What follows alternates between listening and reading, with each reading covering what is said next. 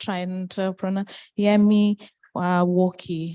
Welcome to the People-Centered Public Finance Management, quite a mouthful, and National Debt Workshop, organized jointly by FCOS, the Pacific Islands Association of NGOs, Piango, and the UNDP Pacific Vaca Pacifica project, which is generally supported by the European Union. Our workshop today is the first activity of a series that aimed at increasing people's participation and oversight in public finance management, and of course in understanding the impacts of national debt. Our ultimate goal is to ensure that public finance management systems are accountable and responsive to the needs of all and not just a few. We appreciate that, despite your busy schedules, you're very important people in your organizations, in the institutions, and of course in government. And you've made time to be here and to show your solidarity and support to grassroots communities that have come from all over Fiji, including the Eastern Division. We've got people from as far as Moalalau and Kandavu and Ovalau who are here to share their views and hopefully shape the change process that our government has commenced for a people-centered economy.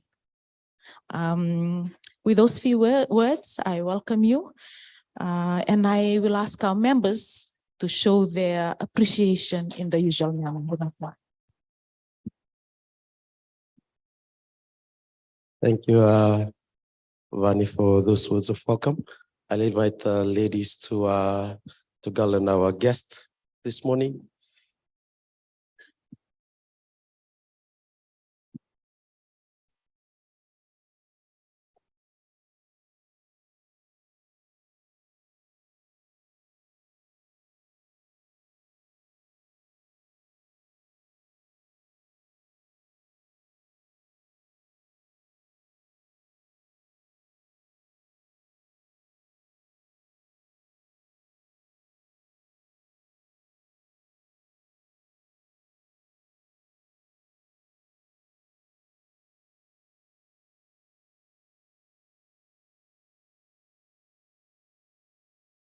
Thank you, ladies. Our chief guest this morning is the Assistant Minister for Finance, Honorable Emmanuel. In his previous life, he is an investment specialist and advisor, and he was previously the CEO for Yasana Holding, and also held directorship in the Superstock Exchange and other companies, including RB Patel. He is also a former member of Naita Seri Provincial Council. That's a giveaway. Our Honorable Assistant Minister is from Naita Seri and a member of its Development Committee. He's also the Director and Secretary of the Naita Seri Provincial Investment Company Limited and the provincial company for its province. And his other former directorship includes the Fiji Stockbroker Limited. So, ladies and gentlemen, I won't take much of your time. I will now invite the Assistant Minister to deliver his keynote address.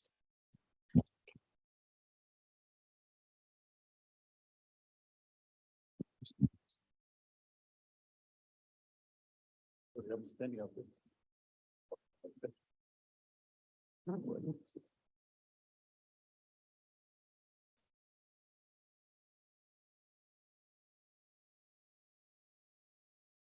Sorry. Imbula, welcome to you all this morning. Very good morning to all of you.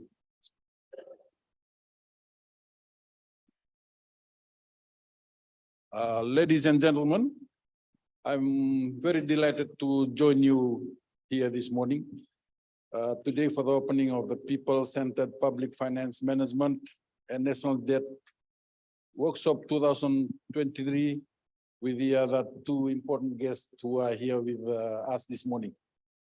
I would like to thank the Executive Director for Fiji Council of Social Services, Ms. Vani Datanasinga, and the Executive Director for Pacific Islands Association of NGOs, so Piango, Ms. Emmeline, for the warm invitation. Unfortunately, the Deputy Prime Minister and Minister of Finance could not be here today as he's attending the IMF World Bank spring meeting in New York this week. Ladies and gentlemen and members of the association, I would like to talk a little bit about our economy or the current situation in our country. Our economy is currently on its recovery path after the devastating effects of COVID-19 pandemic, and all of us are aware of this. The implications of the pandemic were enormous.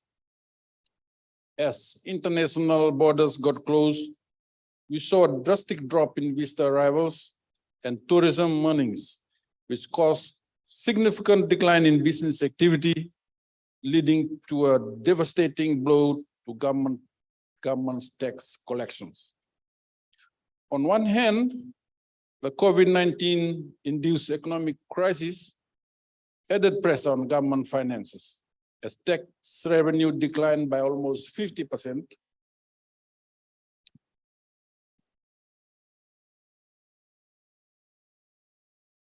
On the other hand, government was compelled to maintain spending at pre-pandemic levels to support the economy, as business activity plummeted or dropped and socio-economic challenges worsened. This was also to ensure that there was no major disruptions to public service and to cater for the unemployment support and other relief measures.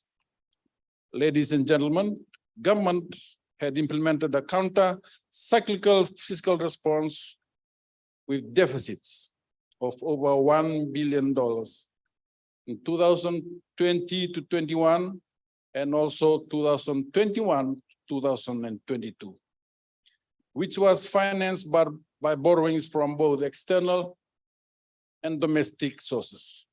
And as you are all aware, when we move into deficits, it means that we are spending more or using a lot of funds than the money we collect. So that's why we have to borrow so much for those 2 years. Ladies and gentlemen, without this fiscal support, the economic contractions would have been much severe, and the social economic challenges would have been disastrous.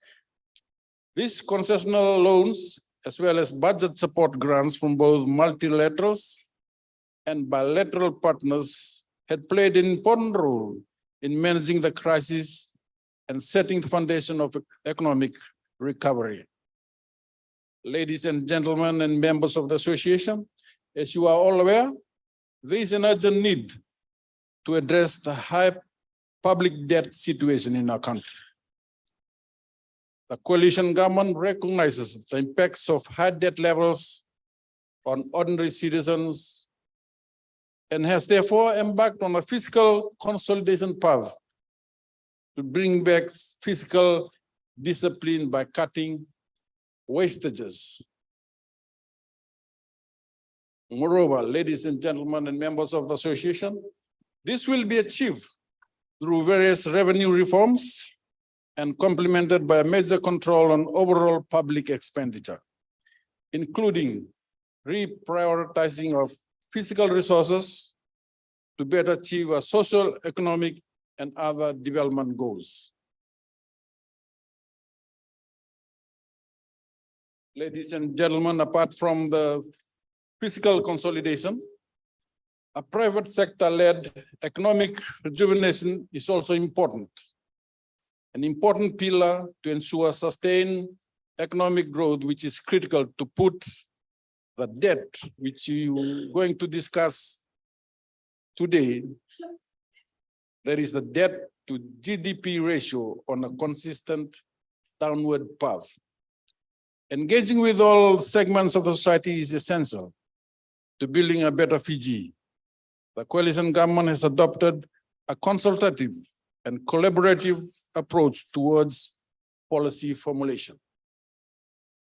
The establishment of a fiscal review committee is a fine example of ensuring that inclusivity is at the heart of growth and development, and which is the utmost priority of this coalition government. Also, as you are aware, the National Economic Summit will take place next week on the 20th and 21st of this month. That is next week, with the theme, reshaping our future through genuine dialogue and collaborations. The summit will bring together representatives from the various sectors of the economy to draw on lessons and insights from the past and present to set the economic policy agenda for the future. The discussions from the National Economic Summit next week will formulate the 2023-2024 national budget, as well as a new national development plan in the future years. In conclusion, ladies and gentlemen and members of the association, the coalition government cannot achieve our socio-economic aspiration for Fiji without the full assistance and support of you, our key stakeholders, most importantly, our partners in the private sectors, NGOs, and the general public. Your contributions is valuable to us as we chart our course towards building a better Fiji. Thank you so much. God bless you in your deliberations, and God bless Fiji.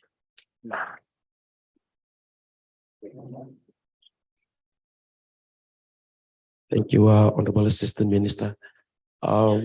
Ladies, the Honorable Assistant Minister I have asked to leave after his speech, but I'll beg your indulgence, Honorable Minister. We have our members from across the country, and they would like to have a quick picture with you before you leave, and then we'll continue with the program. And I hope that is okay with your kind self. We'll congregate in the front just for a quick picture before the Assistant Minister leaves, and then we'll continue with our official occasion.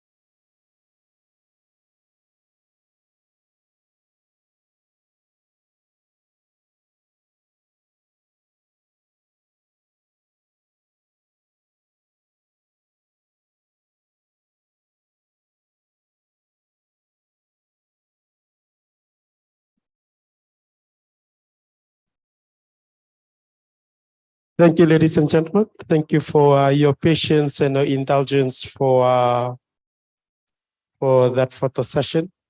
And thank you as well to Dr. Askola and Ms. Worky for the indulgence.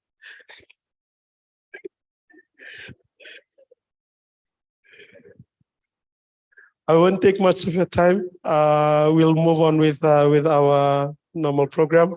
Our next speaker this morning is Dr. Erja Askola, the Deputy Head of Delegations, EU Delegations for the Pacific. Dr. Askola is not a stranger to FCOS and Piango, especially in the PFM space here locally. So I'll give this time to Dr. Askola to deliver her address with us this morning.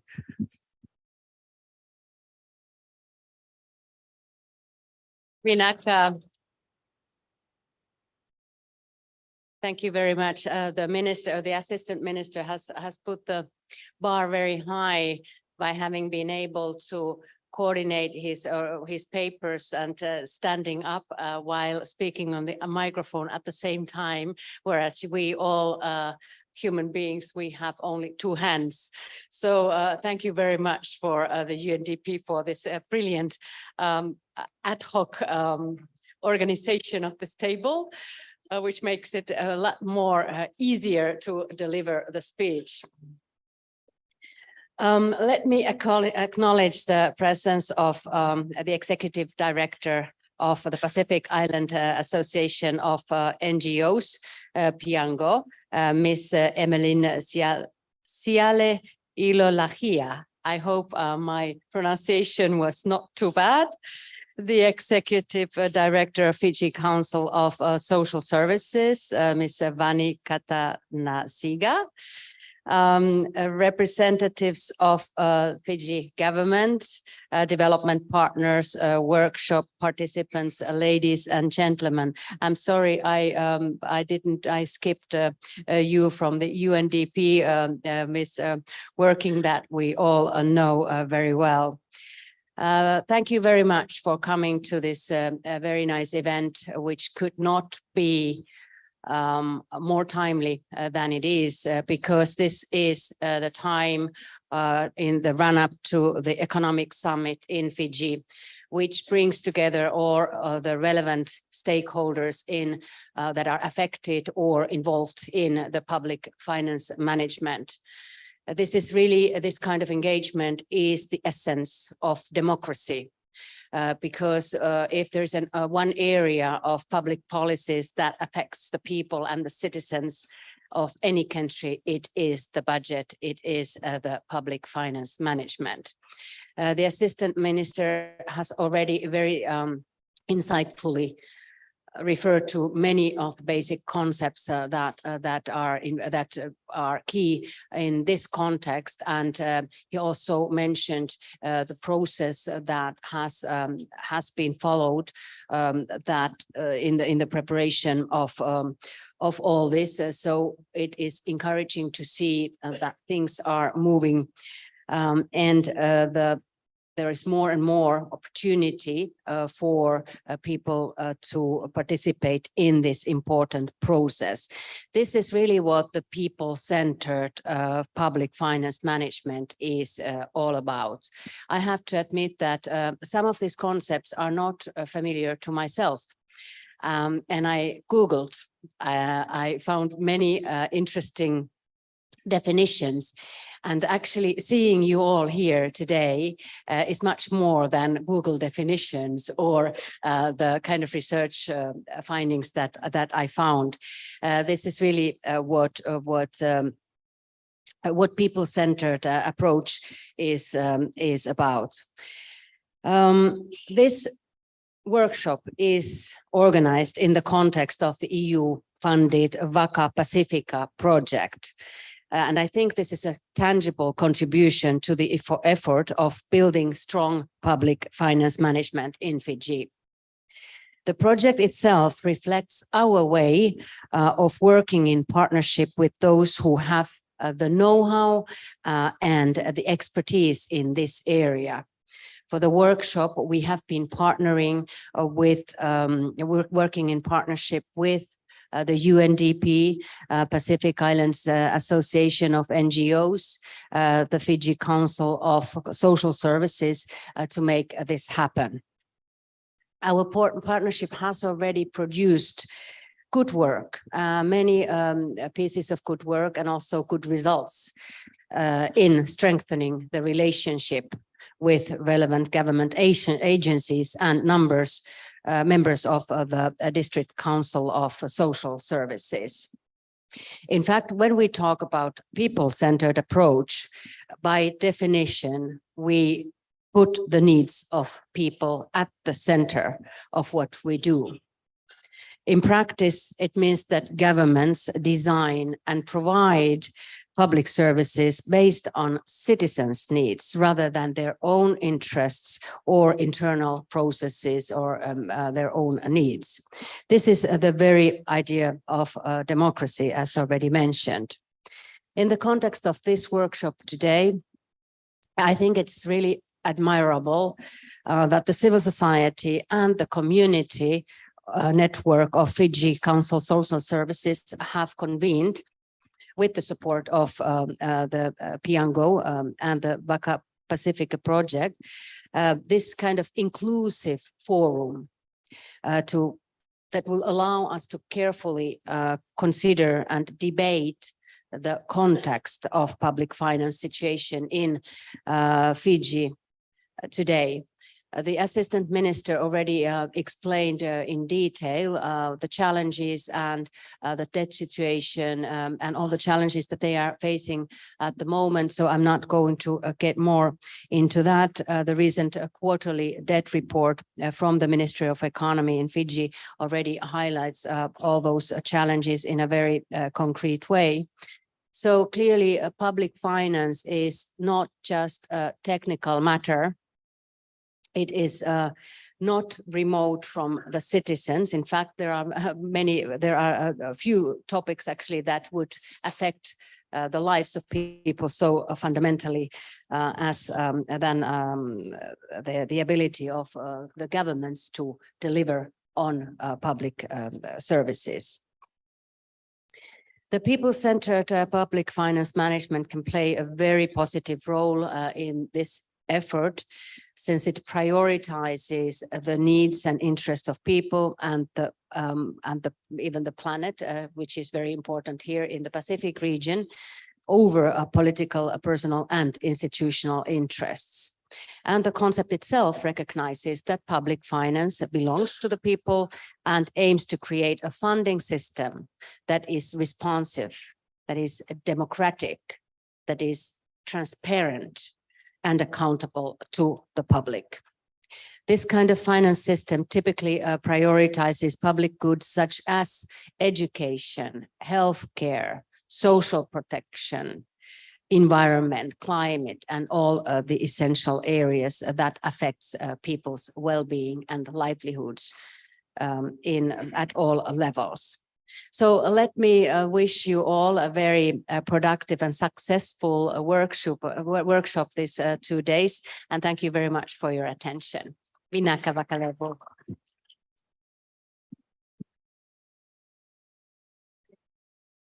Thank you, Dr. Askla, for that timely reminder again on the need for people-centered approach in development, and also the importance of accountability and the availability of those informations to the public to make informed decisions.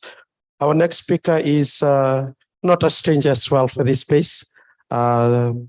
Yamashrek Werki, or Yemi in short, and she's the Deputy Resident Representative of the UNDP Pacific Office here in Fiji, a position that she assumed on the 24th of September 2021. So I won't take much of her time. I'll invite Ms. Werki to share her address. Thank you very much, Vinaka. Vinaka, thank you very much. I know the Assistant Minister of Finance, Honorable Estrom, has left, but I wish to recognize him and acknowledge his presence when he came this morning. to be with us despite his very, very busy schedule. It's a sign that he truly cares about the subject that we are all gathered today. I wanted to recognize my friend, Chargé d'Affaires AI of the European Union for the Pacific, Ms. Aria Ascola, the Executive Director, Piango, Mrs. Emilina Ciale, Elolaha, apologies again, the Executive Director of the Fiji Council of Social Services, Mrs. Vani, distinguished guests, members of the media, ladies and gentlemen, stakeholders, development partners present today. Very good morning to you all. It's my pleasure to speak at the official opening of the People-Centered Public Management, Finance Management in National Budget Workshop, organized by the Fiji Council of Social Services and the Piango. I extend a warm welcome to all participants, including government officials, policymakers, experts, and stakeholders who have gathered here today to deliberate on crucial economic and physical issues. I'm told you've come from different corners of Fiji and delighted that you have made it here to discuss this most important, I would say the most important, paramount important subject in the Fiji at the moment is the budget for 2023-2024 budget year. It wouldn't have been anything else, but I'm delighted you are going to be having a say on it and you're going to discuss and deliberate on it. Today, it marks a significant milestone in public finance management journey in the Pacific. I know this is where we are here to discuss Fiji, but Fiji is always leading the way for most of the Pacific. On behalf of UNDP, I'm honored to be a part of the workshop, which is a crucial step towards promoting more inclusive and responsive budgeting measures in the region. By fostering collaboration and partnership, we can tackle the challenge we face facing public finance management and creating funding streams and systems that are transparent, accountable, and responsive to the needs of the interest of the public. One way to achieve inclusive and responsive public finance management that prioritizes public goods such as education, healthcare, and social protection is by aligning it with the Sustainable Development Goals, SDGs, that we all signed up to achieve by 2030. The SDGs provide us a blueprint for sustainable development that aims to end poverty, protect the planet, and ensure prosperity to all of us. By involving citizens in the budget process and promoting transparency and accountability and democratic decision-making, we can contribute to achieving SDGs and building a better future for all of us and for our next generation. The Vika Pacifica project and the initiative that the FCOSS are examples of how this can be done in the Pacific. We gather at a time of greater challenge and change and uncertainty when countries across the world, I must say, not only Fiji, are confronted with multiple challenges. We call them polycrises in UNDP, which are difficult, starting from the impact of climate change, disaster, to increased fuel and food prices, which are affecting our lives. However, in the face of these challenges, we must remain hopeful and we must seize the opportunity to build a better future for all of us. The Vika Pacifica project, generously supported and funded by the European Union until 2026, seeks to address the challenge in the oversight and accountability of public finance in the Pacific. This workshop, it is a critical step towards achieving that goal. At the heart of Vika Pacifica project is the idea that public finance are the finances of the people, and people-centered public finance management must be transparent, must be democratic, and must also promote accountability to the public. And it must prioritize public goods such as education of our children, healthcare, and social protection. Public finance management is often seen as a complex and technical issue, as my friend Dr. Aria indicated earlier on, and then the Assistant Minister, but it affects all of us. whether as a taxpayers, as a service users, as citizens, and the impact of these decisions and processes are linked to public money. And then it reflects on our daily lives, and it disproportionately impact also the most marginalized populations, such as women, youth, children. This is why public engagement in the budget cycle is absolutely critical and essential as far as UNDP is concerned. Citizens must have a say in how public money and public resources are allocated and spent, and they must be able to be held accountable, the government that provided these services. And then one way to achieve this is through the use of citizens' budget, which provides a simplified and accessible version of the government's budget that can be easily understood by ordinary citizens just like you and me. By involving citizens in the budget process, we can ensure that public finance management is not only technically sound, but also responsive to the needs and the interest of the people that you are representing today. This approach contributes to the achievement of sustainable development goals, and I wish to commend the FCOSS for the work they have done in this area, including the Citizen Budget Initiative in Fiji, facilitating budget consultations with local communities. I really, truly wish to recognize them and acknowledge them for that. During COVID-19, the FCOSS, in collaboration with Viva Pacifica project in Piango, conducted surveys to gather information and data on the impact of the pandemic on communities in Fiji. And these insights have informed budget submissions and advocated for more inclusive and responsive budget measures to address the vulnerable people's needs. FCOSS also have utilized the concept of Sautu, I hope I pronounced it properly, an indigenous Itoke philosophy of prosperity and well-being to align public finance objectives with traditional governance institutions, local communities, and traditional public spaces like Talanoa. The upcoming Economic Summit, as the Assistant Minister indicated, and just concluded the public consultation by the Physical Review Committee in Fiji, are landmark events in the engagement of citizens on physical decisions. The summit next week is a very essential event that brings us together, including government officials, policymakers, experts, stakeholders, to discuss and deliberate on various economic and physical issues. I hope we all have an opportunity to actively engage in that event. The participation of civil society and citizens can help ensure the debate and the discussions are centered on realities and the needs of the population, including discussion on fiscal policies, revenue generation, expenditure allocation, debt management, and other related topics are at the heart and center of it.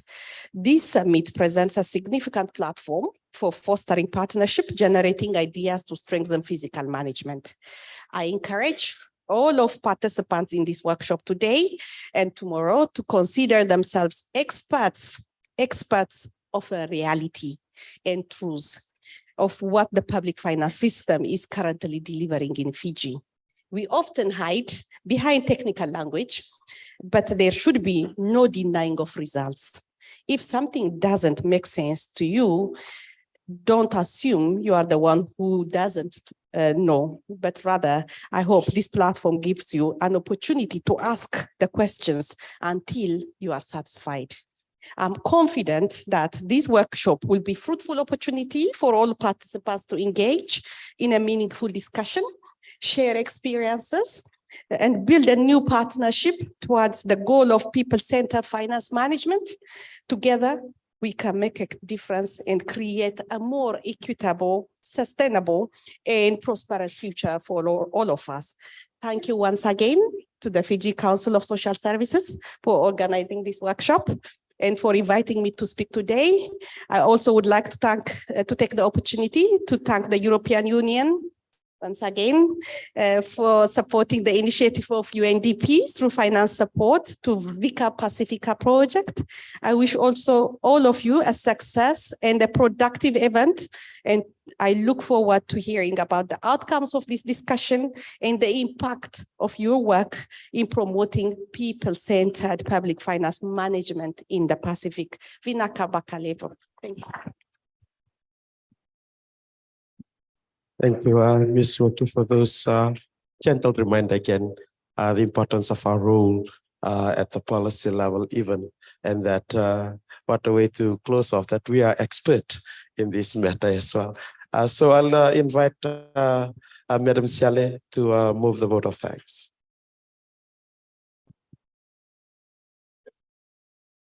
Naka Josiah.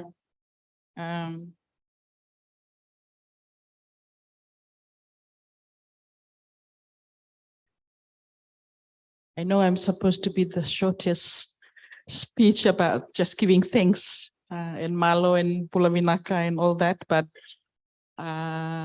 we don't often have that opportunity to talk to the two of you in one place. So I might as well just speak on behalf of my colleagues who are all here to thank you both for having the opportunity to join us in, I suppose, celebrating the work that Fiji Council of Social Services and the District Council of Social Services, our community members, national members from the civil society sector, in recognizing that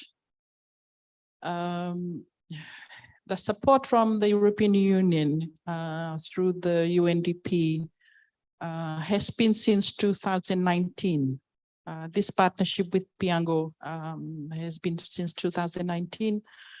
And this has been like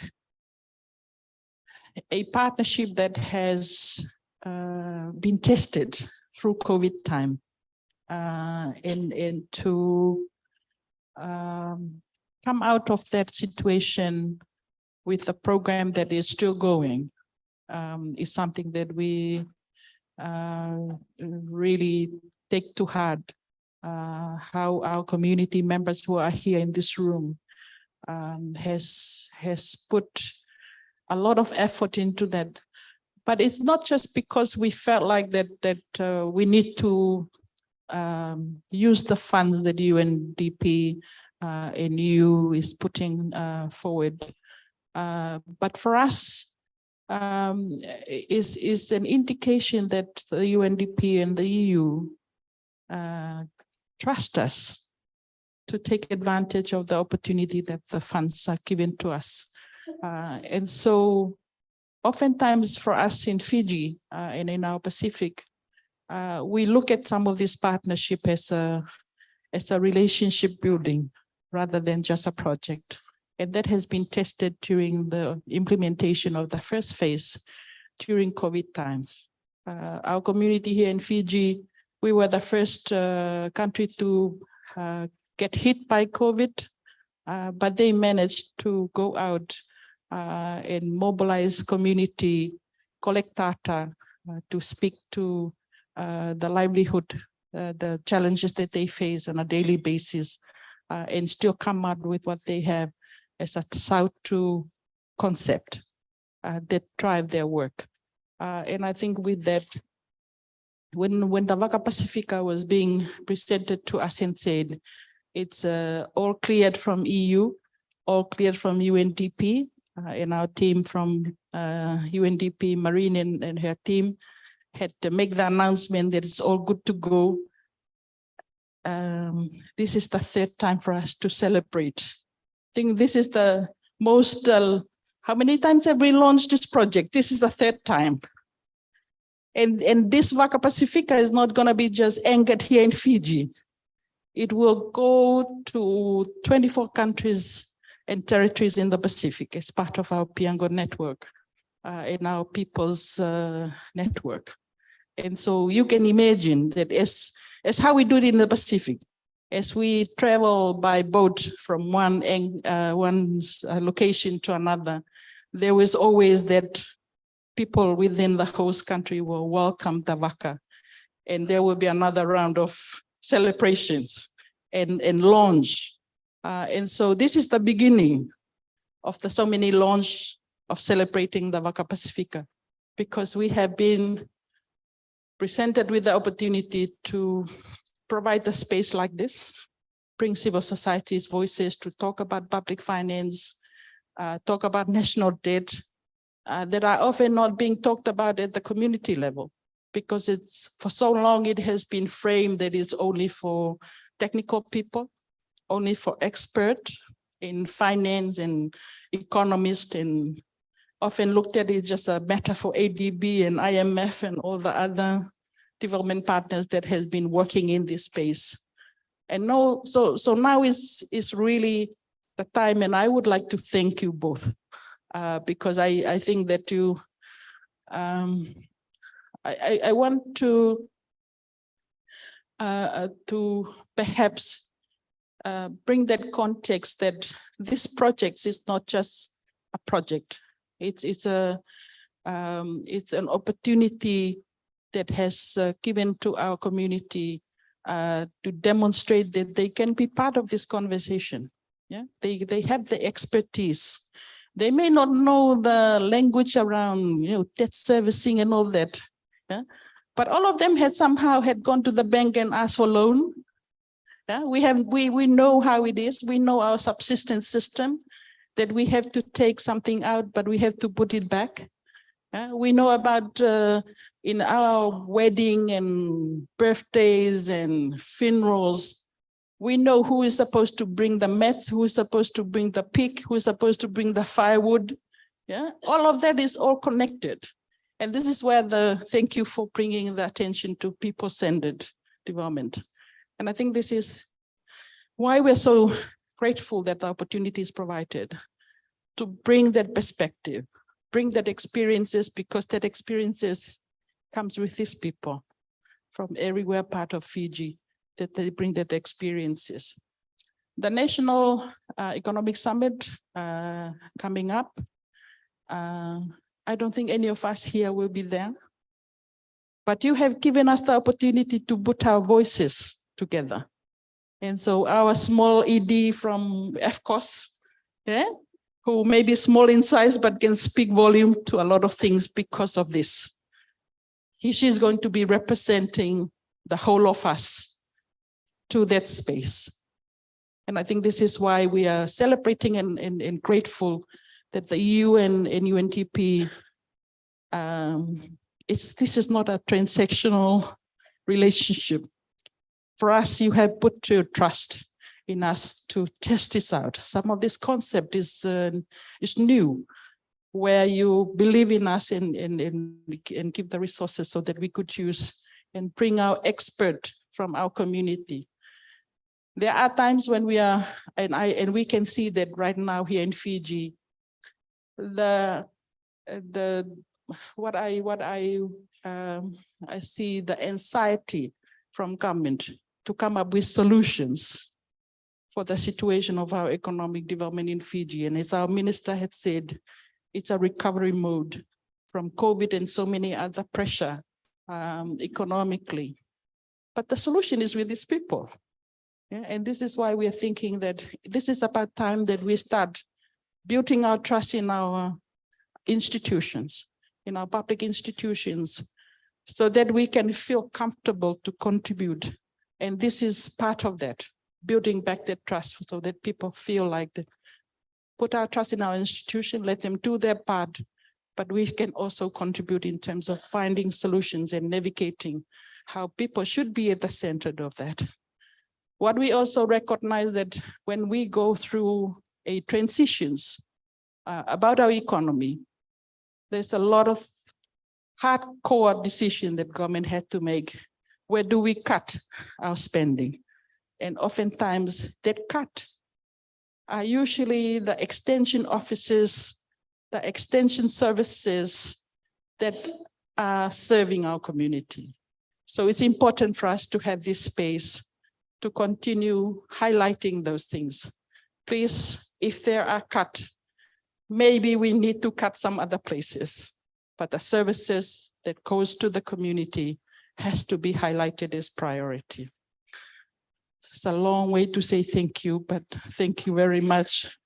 I would like to thank our development partners who are here, ADB, IMF, our team from PFM team, Marine and your team, FCOS, the president, deputy president, and all the DCOS's head, all of our national NGOs, ISO and your team.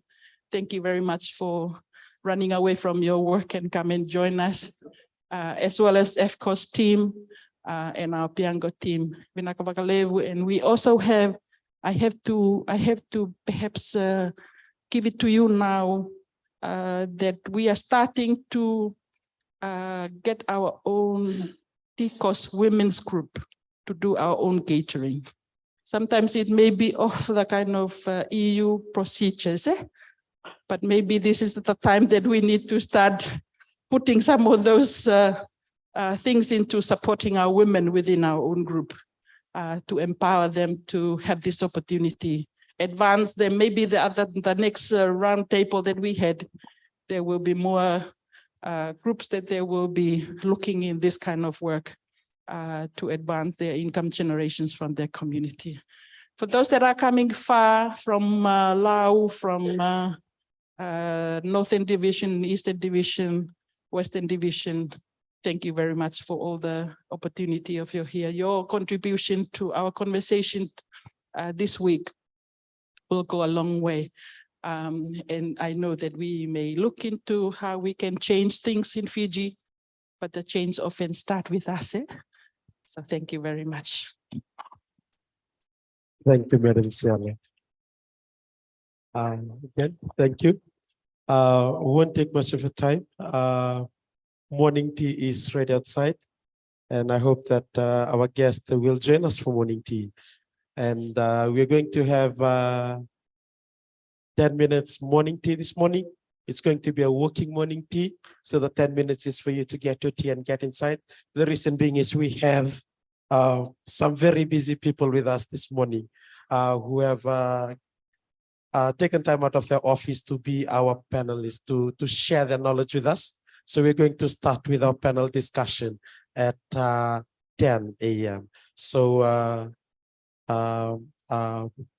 morning tea is served where it was yesterday. Get your morning tea, get a cup of coffee, and get back inside for us to stay straight away with our panel discussion. I'll ask John to allow us to pray for the morning tea before we go out. Nakamasmanda ni mamikolo na wala sarnado ni tika mi urang tango karam ni bakal ngata kami kanibul kini ang ochi sunay soro kay bagambula.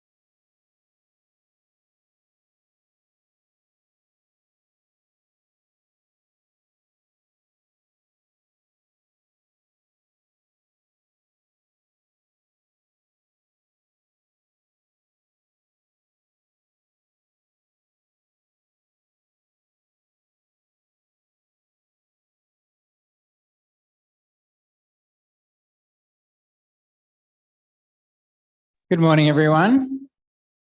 It's nice to see you again today. We've had some important people this morning, and we've got some more important people now in our next session. It's really fantastic. I think that one of the best things about this workshop is that it's an opportunity for us all to walk together in a path of deeper understanding about the situation in Fiji and across the Pacific, how to understand complex economic issues like financial management and debt. And that's why it's so great to have 3 more expert speakers this morning. So what we're going to do is we're going to have around about sort of 25 minutes, half an hour of presentations from our 3 speakers. And then we're going to have a question and answer session for about 30 minutes. And what's going to happen is that each table is going to come up with a question for our panelists. So that's a lot of pressure on you all. I know every table has to come up with a really great question. Just 1 question per table. All right. So maybe have a think when you're listening to our talks of what question you would like to ask. Maybe come up with a backup question in case one of the other tables gets in before you. Okay. So that's what we're going to do over the next hour or so. I'm going to introduce our panel members now. So we have 3 great panel members. We have the first speaker is going to be Aaron Batten. Aaron is the Regional Director of the Asian Development Bank, or the ADB's Pacific Sub-Regional Office based here in Suva. And Aaron has worked for many years across the Pacific. He spent some time in PNG. He's spent some time also in Africa, he was just telling me. So he's been working on these issues, and especially when it comes to developing economies for a long time. So very glad to have Aaron here. Our second speaker is Briar Ashley Ferguson. So Briar is a colleague of Andrew's, who you heard yesterday from the IMF, the International Monetary Fund. And she's in the Pacific Financial Technical Assistance Center of the fund. Is that right? Is that yeah, that's the title. Okay, I wanted to get the titles right. And before coming to that, she's been spending time working with the Commonwealth, with Commonwealth countries on helping them manage their debt. So she's going to be talking a lot about debt management and debt sustainability in her talk. And then finally, we have Kiman Mala, who's who's from the Fiji Ministry of Finance. Kiman is the manager of the budget division, of the budget division, she's in the general administration sector at the Fiji Ministry of Finance, and she's going to talk a little bit more about how the Fiji government is building on the words we heard from the Assistant Minister this morning about Fiji government's perspective on these challenges. So I'm going to hand it over first to Aaron, and then take it away. We give him a warm round of applause, please. Thank you. Thanks. Bulavanaka, Malo, Talofa, great to be here today. Just while they're loading up the presentation, maybe just a quick point to make about ADB. We are a bit unique as a development partner for Fiji, because some of you may not know, actually, Fiji is a shareholder in ADB. Fiji is an important owner. Fiji is represented on our board of directors and plays an important role in the overall governance of the institution, as do all of the Pacific countries that we operate in. So a multilateral development bank is set up as a cooperative, essentially. It is a large-scale people's cooperative. So it operates at a regional level across Asia and the Pacific, with all of the shareholders contributing capital, basically. They have shareholdings in in our organization, and that allows us to mobilize funding to give to the member countries. Now, I think the best way to think about ADB as an institution is really like an upside down bank. We call ourselves a bank, but we're really not. We're cooperative. The way that it works is that the richer or the better off members within the organization, they pay more for the loans that they take out from ADB. So their interest rates are generally higher. And what those interest rates allow ADB to do is to subsidize the level of operations in countries as you go down the income chain, right down to countries that are the most vulnerable, who have the highest needs, and they will receive grants from the multilateral system. So it's an escalating scale, and how we change and how we work in different countries differs based on their needs, based on their fiscal capacity, and also based on the economic circumstances that they're currently facing. And this is constantly changing over time. So I just wanted to make that point before I get started. Maybe if we go to the point first. I thought I would talk today. I know you had some discussion yesterday about some complicated issues with debt and borrowing.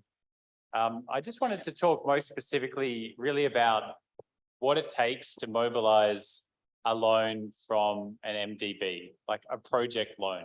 So typically, I think when the community sees it, you will see the press release and there will be a newspaper article about a new loan for a new project. And it will seem like this has come from nowhere in some cases, or nobody's heard about it before. When in reality, typically when there is a new project that is announced, there may have been 3 or 4 years worth of work that has gone into getting that project to that stage of development, and due diligence and community consultation and design that has led to that ultimate loan financing. So there's a lot of steps that go through with government and with the private sector before projects are started. But the first question that's always asked before any project is commenced is, what impact is that project going to have? So we need to ask ourselves, what is the overall development rationale for that project? So in each country, we have what's called a country partnership strategy that we agree with the government and in consultation with the communities for a 5-year period about what our priorities will be. So when new proposals for projects come up, ADB will talk with the government about what is proposed impact, how aligned is that with Fiji's own national strategies, and whether it can be supported by MDB financing. On the back of that, we'll do quite a lot of detailed work to look at what is the potential economic and financial rate of return. So when borrowing funds, and I think this is, something that comes out when an individual borrows too, you need to know what is going to be the return of those funds. If I borrow these funds, are they going to be for an investment that is going to generate economic return that allows me to repay the funds? Or is this going to be for a party where I'm going to use the funds once and I'm not going to get any economic return from it? So a lot of time and effort goes into looking at the economic and potential financial return from investments. After that's been established and the importance of the project has been established, will then be a very detailed discussion about what is the government's medium-term borrowing strategy and what is their financing capacity. So there's a lot of issues here. Fundamentally, MDBs will always look first and foremost at the sustainability of public debt. You will have heard, and we'll hear more from our IMF and PICTAC colleagues. There's a lot of detailed analysis that goes into the government's fiscal situation and what is their capacity to borrow and what is their capacity to repay. In undertaking that analysis, you also have to consider is what sort of an investment are you making? So some projects might generate very high returns. I'm thinking here, if you invested in a new port, for example, that's going to allow the port operator to make a lot more money because bigger ships are coming in, there's more revenue being generated. Other projects, such as in the health sector, may not generate the same kind of returns. So you need to differentiate your analysis and understanding of whether to borrow based on what the type of investment it is that's being proposed. Once a decision has been made that the government can afford to borrow a certain amount, it's really critical to look at what type of borrowing best suits the country. So you need to look at things like, should the government borrow domestically from the local banks, the local superannuation funds, or should they access external financing from an NBB? There's pros and cons of each. MDBs are able to provide cheaper financing, typically at much lower interest rates typically over a much longer time horizons. So they'll be repaying it over a long period of time. And that's beneficial for the government's budget. But there's also exchange rate risks. If a government has a foreign loan, they need to pay back the money in a foreign currency. So that can create risks. And we need to look at all of these things very carefully. Finally, and this is a point that often gets missed with projects, is the project actually ready for financing? And this is something that we spent a lot of time in looking at in ADB. So I mentioned at the beginning, the due diligence for a project can take 2 to 3 years to get a project ready for financing. So once a project has been identified, then you need to undertake environmental due diligence. You need to undertake social due diligence. We have very strict gender safeguards that need to be put in place for all projects. You need to have procurement planning. You need to have detailed engineering and design done for the project. So typically that process can be up to 3 to 4 years for a complicated infrastructure project. And then you also need to understand who will execute and implement the funding. Not all loan projects go as well as others. Sometimes there is a really strong implementing agency that can use the funds effectively and get the project up and running. Sometimes there are big capacity constraints within an agency. And so you need to understand all of that before the decision is taken to mobilize funding. Otherwise, you can have a large project that doesn't go anywhere for a long period of time because you don't have the right people in place to deliver the project. So I think the people come first when it comes to implementing our project funding. Maybe you can just skip that and I'll let you skip that. So now just moving quickly on to what ADB has been doing in Fiji recently. So historically in Fiji, we've been a big partner in the infrastructure space. We've cooperated closely to develop major infrastructure assets, particularly in the areas of transport, water and sanitation, and in renewable energy within Fiji. During COVID, ADB's operations in Fiji changed quite significantly. As I think you heard yesterday, the Fiji government suffered a major blow where revenue dropped by more than 50% in 1 year. And in fact, Fiji and the Cook Islands were the 2 worst affected countries on a fiscal sense from COVID-19, due in part to their reliance on tourism. So as a result, the nature of our operations changed and we shifted to a bigger focus on what we call budget support operations. And so these are loans given to support the government budget in general. Now, to be eligible to receive budget support, programs develop a set of agreed reforms. So the government will agree to achieve certain reforms, and once they've been completed, they'll be eligible to access that financing. In total, at the moment, we have about $200 million in active projects in Fiji. And then we have about another 150 million in budget support loans, which are active in Fiji. So about 350 to 400 million US dollars total outstanding with the government of Fiji. So that's the aggregate numbers. If you could just skip forward. I just thought it might be useful to supplement the high level figures with some examples of exactly what this funding has been used for. Where is this money going? And so if you just go back one slide, sir. I think the title of this slide is really important though. ADB does not deliver projects in Fiji. The Fijian government and the Fijian private sector delivers the projects. Our objective and our role is to support the government to prepare high quality projects, to help them access cheaper financing to make it more sustainable, and then to assist them in the implementation, either with capacity support or technical assistance in agencies to address any issues that may emerge. So I think that's an important point to highlight. So the first one I would highlight, this was the budget support program. This was approved and dispersed in the end of last year, end of 2022. And so ADB, together with several other development partners, did a joint budget support program with the government of Fiji. And this was to enhance the sustainability and resilience of their recovery.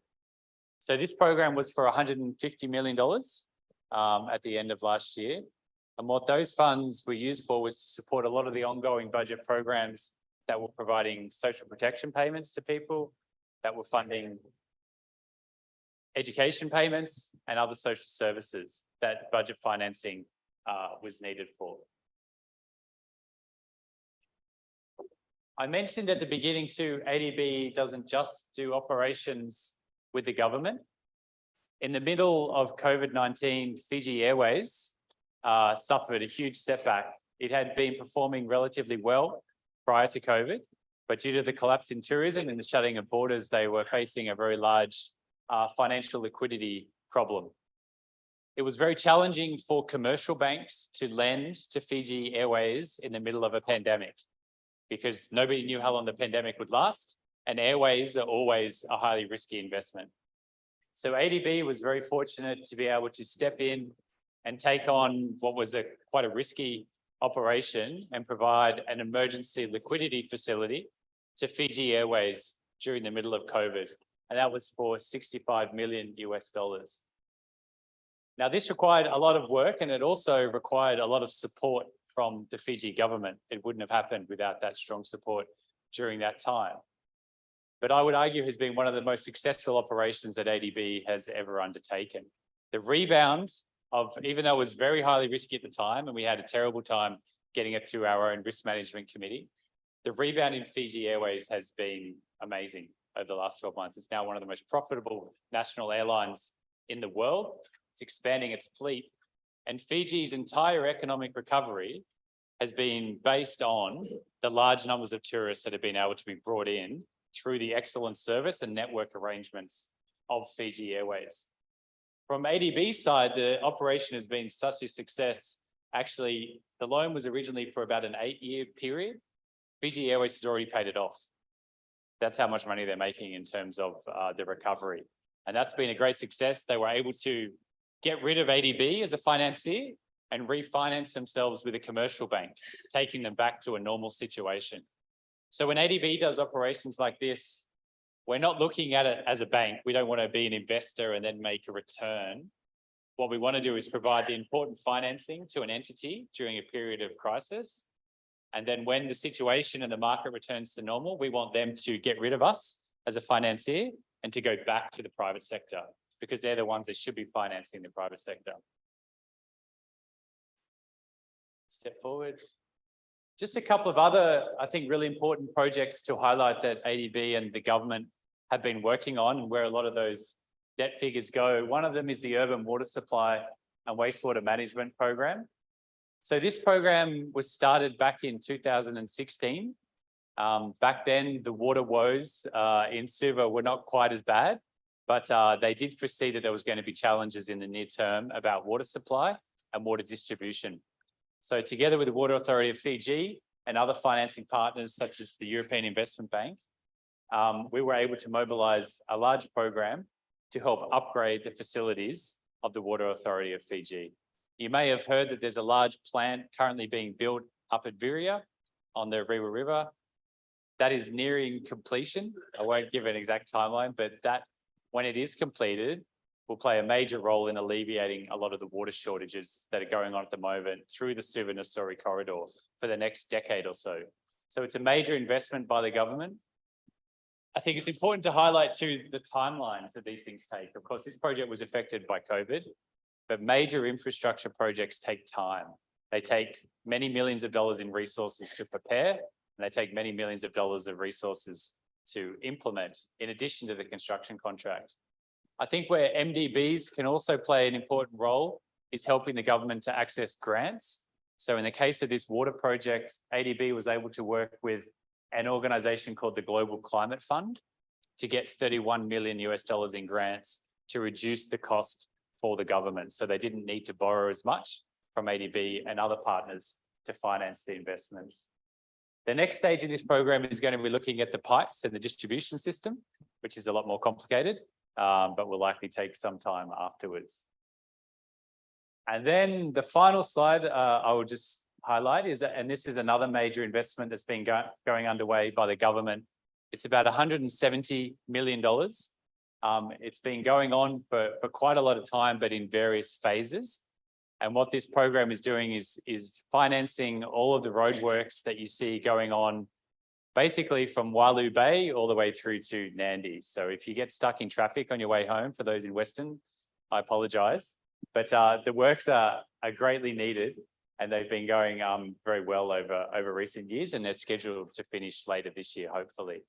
So this program has been done jointly with the Fiji Roads Authority and the Ministry of Finance, and has played a big role in making that freeway, the Queen's Highway between Suva and Nandi, much more efficient to travel on and reducing some of those travel times. Final point, ADB doesn't just do loans. In any one year, there might be somewhere $10 to $15 million of grants which are provided to Fiji, and that's done both in technical assistance projects, but also in smaller scale projects. One of the projects that we were able to finance last year as a result of COVID was to upgrade Nandi Airport with a few $1 million to install COVID and other health emergency testing facilities, so that if a future health emergency does happen in Fiji, Nandi Airport is better able to meet that and is able to test people on site. Because one of the challenges Fiji faced during COVID is the only testing facilities were in Suva. So when people were getting off airplanes, you couldn't do swabs and test them locally. And so we've been able to mobilize additional grants to fund some of those upgrades at the airport to be able to do that testing. So that's it. That's all for me. I hope that's just a few interesting, insightful examples about where MDBs put their attention. I think behind the debt numbers is a very big array of important projects. I think it's critical to manage debt at an overall sustainable level, but also just as importantly is to make sure that the funds are being used well and that the people of Fiji are getting a good return from those investments. But Vinaka Vakalevu, thanks. Thank you, Aaron. Thank you for that extremely informative talk. Remember, we were talking yesterday about asking questions, not just about the debt, but also about the lending. What are the loans for? Where are they coming from? This is the type of information that's really, really important to understand, because debt always is created by loans and lending. So it's important to know what the loans are for, and that's a really helpful explanation from Aaron about the ADB is one of the largest grant and loan making organizations in the Pacific and in Fiji. So it's great to have a little bit of context there. Remember, you've got questions that you can ask about any of those projects or about Aaron's talk. So start to think about any questions you might want to ask Aaron. We're now going to move on to Briar, and Briar's going to talk. Briar's again Miranda from the IMF, and she's going to talk a little bit more about the technical issues around debt management and debt sustainability. Please give her a warm round of applause. Bula Vinaka, kia ora. Thank you very much for having me. I very much enjoy speaking to this particular subject, although it's a little bit dry sometimes, so please forgive me. And we can have questions later. So what I'm going to talk about is public debt management. So I'm the resident advisor for PIVTAC on public debt management. I'm originally from New Zealand, and I was working in the New Zealand Treasury in the debt management office there, and then worked with the Commonwealth countries at Commonwealth Secretariat. So we'll get into it.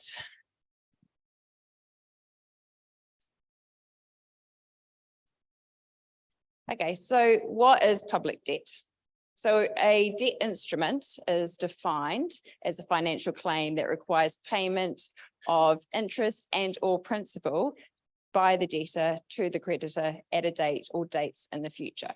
So it's a claim that you have to repay. So the public debt is the financial liabilities of the government. So what we usually look at is the central government, but we like to broaden that envelope to have a look at our general government debt. So you might have heard of contingent liabilities. So those are the liabilities that aren't necessarily a direct claim on the government, like say a loan from the ADB. They might be a loan given to an SOE, and the government will step in to repay that loan if need be.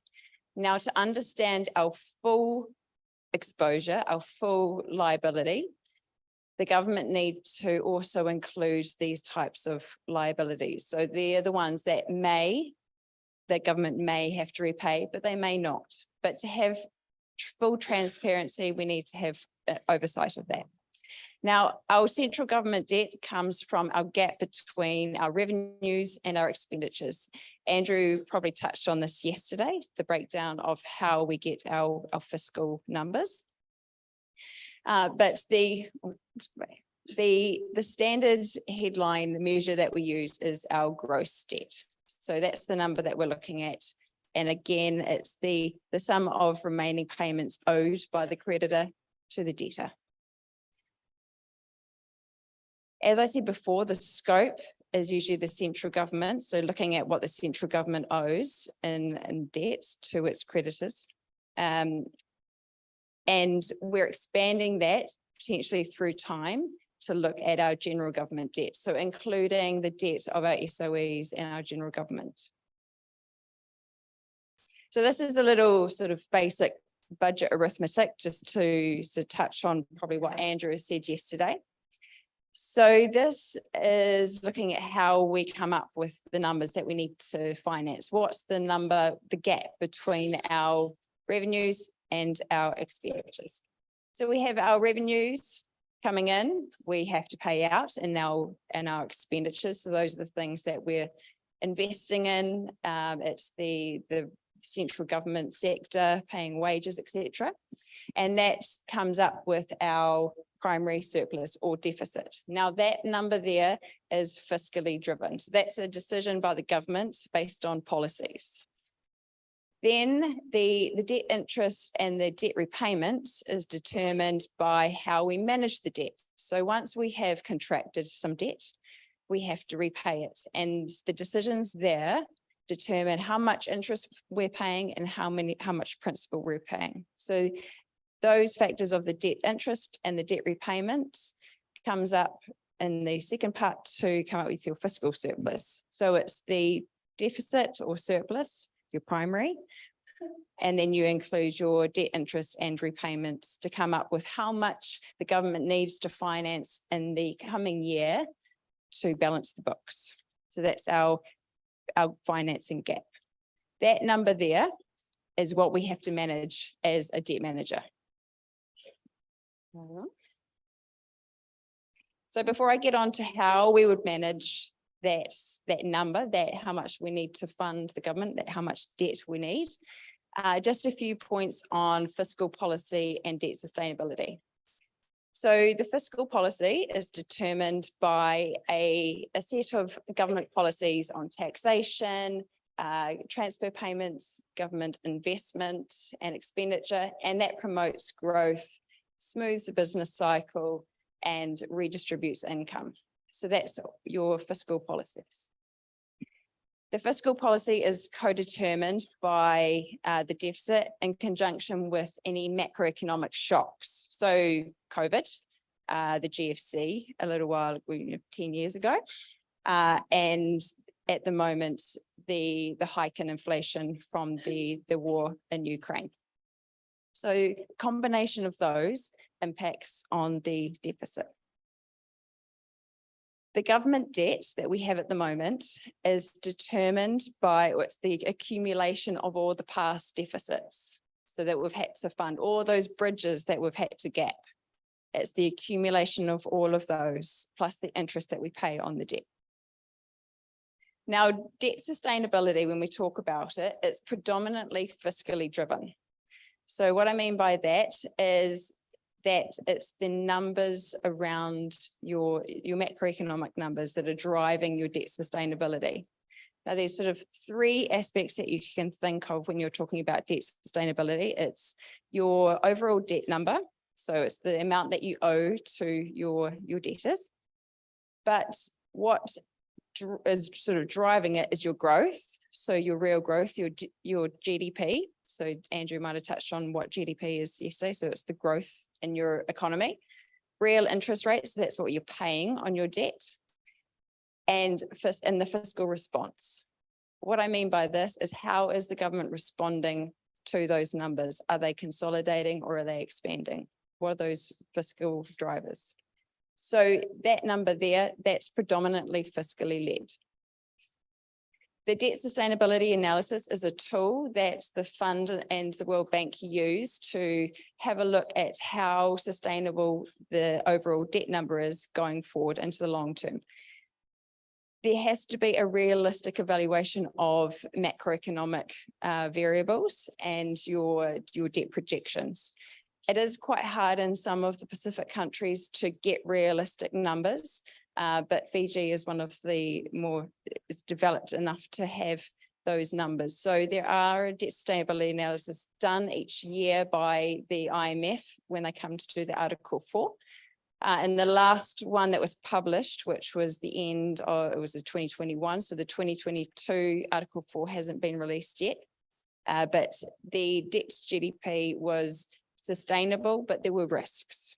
So there was a sort of a roadmap put in place, or potential roadmap, to pull down the, have some fiscal consolidation. So broadening the revenue base and also having a look at where the expenditures were to drive down the debt to a more sustainable level over a long term. So is public debt good or bad? So is it evil? That depends. Next, we can flick through them.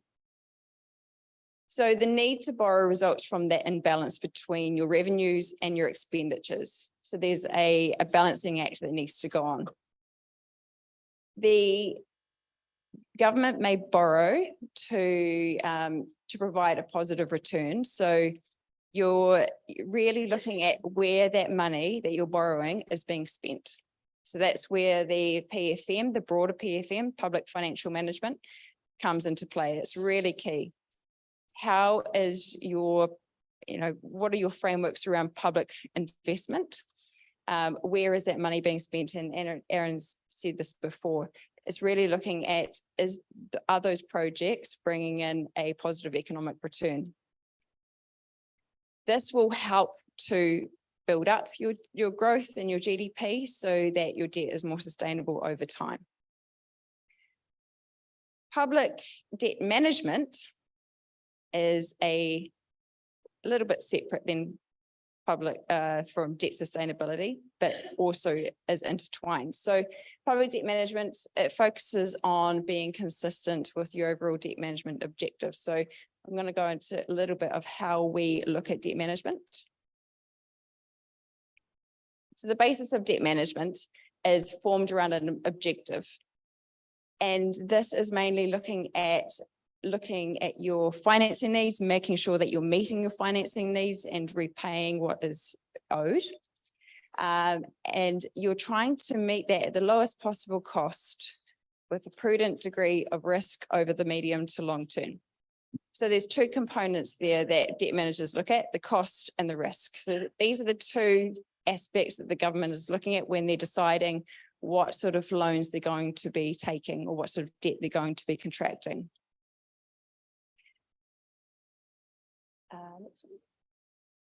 So cost and risk, how do we look at it? So policymakers, they need to have information around what your existing debt portfolio looks like and what the new debt adds to it. So what sort of cost is involved? That cost is going to impact the overall budget. The changes in the cost is the risk. So this is both the exposure to a movement. So when we talk about risk, we're mostly talking about interest rate risk, exchange rate risk. So if we have loan instruments that are denominated in another currency, if that currency fluctuates relative to our local currency, then that potentially will cost us more. So there's risk. We are concerned about managing those risks. So we're trying to bring down the cost of our debt, but we also have to be conscious that there's risk involved. So we're taking in consideration two components. there's no free lunch. So there's always going to be a cost and there's always going to be a risk, and there's a trade-off between those two components. The challenge for the government is to identify what debt structure would minimize our cost, but also it also mitigates the sort of the risk of fiscal adjustment. So that risk of up and down, repaying more, repaying less. We need to look at more than just one metric. So we talk about debt to GDP. That's just one element. We need to, as debt managers, and what the government does, look at a broad range of metrics to understand how those debt instruments impact on our budget. So it's looking at trying to smooth that debt profile, so we're not having to repay a whole lot in one go. It might be looking at your fixed rate versus floating rate. So you could take out a loan and you know exactly what rate you're going to pay. So your mortgage is on a 5% and you know exactly what you're going to be paying. And a variable, it changes depending on your base interest rate. So that would fluctuate and there's risks involved.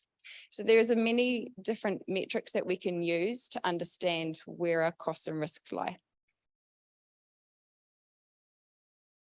So when we're looking at trying to achieve our objective, so for Fiji, there's a broad range of objectives in the debt management strategy.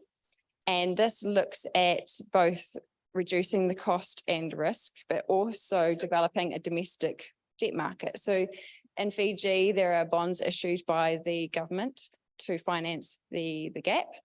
And those are we're trying to achieve those objectives. So to achieve the objective, we need to also look at improving our institutional arrangements.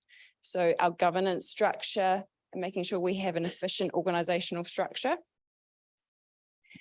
We need to have a look at developing and implementing a debt management strategy. So this is a medium-term look over sort of a 3 to 5 year period and setting out, these are our costs and risks. This is the strategy that we're going to take. We're going to have a look at concessional loans, or we're going to go more into our domestic market, breaking it down and making sure that that is public. So our investors know, so our domestic market knows what we're doing. And also so we can reach our cost and risk indicators. So we set some benchmarks. So we have our performance. Are we meeting those? We need to also improve our debt recording, monitoring and reporting. So this is really important for our overall transparency and accountability, making sure that reports are made public, and also developing our local currency bond market, which I've said before that Fiji have. So making sure there's efficient mechanisms in place. But overall, underlying all of this, there needs to be transparency and accountability. So this is what we strive for, making sure that our reports are made public, our debt management strategy is public, and also the implementation of that is also made public so that the general public and also our investors know exactly if we're meeting what we set out to do. And finally, just it's a bit hard to see from the back, but the delegation and supervision. So we need to have a feedback loop between Parliament, who give delegation to the Debt Management Office. They give delegation to borrow and transact, and then they have to feed back on what they're doing to Parliament. It's a sort of accountability framework. And from the minister is making the overall decision on what strategy to take in regards to borrowing, but is the Debt Management Office who are providing the analysis to the minister and recommending the way forward. And then there's also the accountability and feedback from the external market and feeding back into the general sort of information that is out there, making sure that we're accountable and transparent. So that is the technical side of debt management. I hope that it has been useful in understanding what debt managers do. Thank you, Briar. So I've been working in this issue for 15 years, and even I find this challenging sometimes. So don't worry if a lot of this seems very new to you, because it does take time to get your heads around some of these complex concepts, and not all of us have the background of years of training in economics and implementation that Briar and others have had. So feel free, when you're thinking about questions you might have for Briar, but don't be shy to ask her to explain things in another way, or to drill down on a particular concept that you thought was interesting that you want her to talk to more. So that was a really helpful talk there, Briar. Thank you so much for that. And this, as I said at the start of the thing, of the session, this whole week is about us developing our knowledge. So it's great to have that expertise. And our final speaker, as I said, is Kiman Mala from the Ministry of Finance, and she's going to say a few words as from the Fijian Ministry of Finance perspective.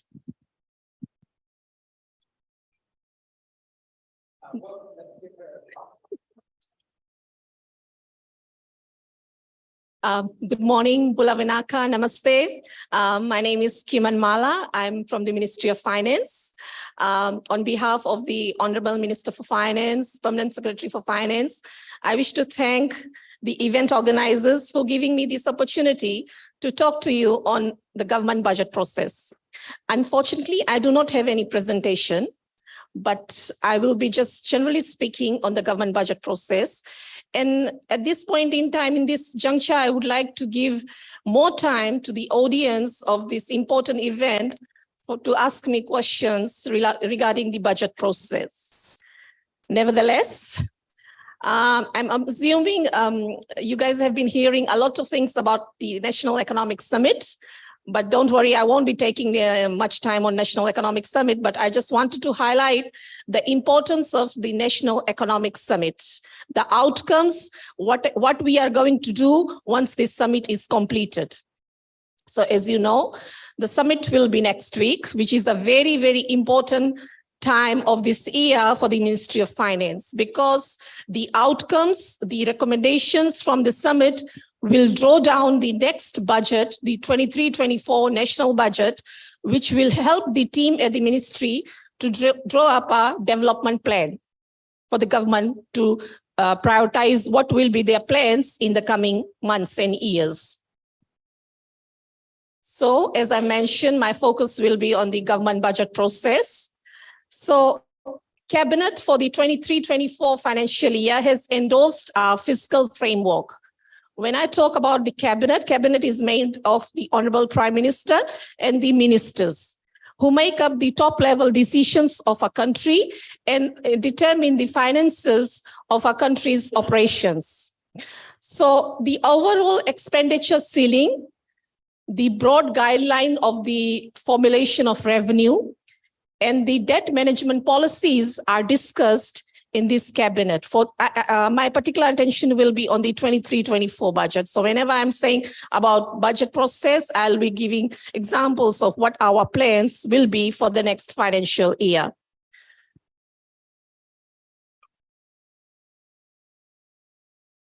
So this medium-term fiscal strategy is very critical, that addresses the high public debt situation, which is a great concern of any government. And as you are aware, we have a coalition government and they have their own agendas, their own manifestos, which we as a civil servant needs to fulfill.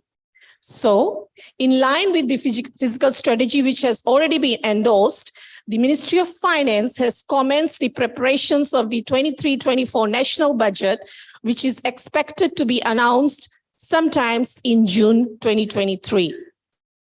Let me just shed some light on the medium-term fiscal framework. As I've mentioned, the medium-term fiscal framework comprises of the expenditure policies, revenue policies, and the debt policies that needs to be consolidated into a fiscal position to rebuild fiscal buffers and reprioritize resources towards infrastructure development.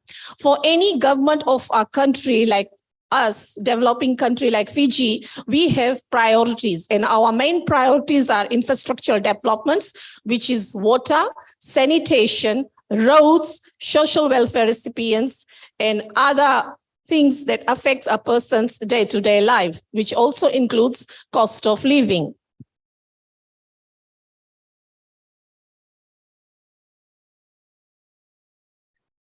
As my colleague from ADB has mentioned that during COVID time, that was 2020, Fiji government lost about 50% of their revenue, which was due to the closure or like lockdown of the inbound and outbound flights. You know that our resilience, our dependency on tourism sector is very heavy. It is one of the major revenue earners of our country.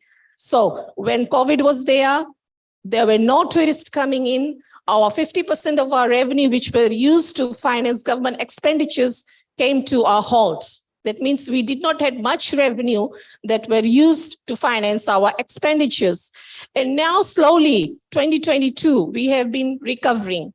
That means the borders are now open, businesses have started up, investors are showing their interest, and our revenue is going up, which means we are able to finance our expenditures. Given that, let me just talk some of the expenditure policies of government.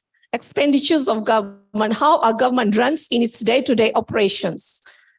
So, what are our plans for the 23-24 financial year? How are we going to determine our expenditure policies? So, our plans for next financial year is that government will scale back spending by reducing unproductive expenditures, reducing the transfer to extra budgetary units, streamlining operations, and prioritizing high impact capital projects. So, and how are we going to do that? How are we going to cut down these unutilized wastages or unproductive expenditures?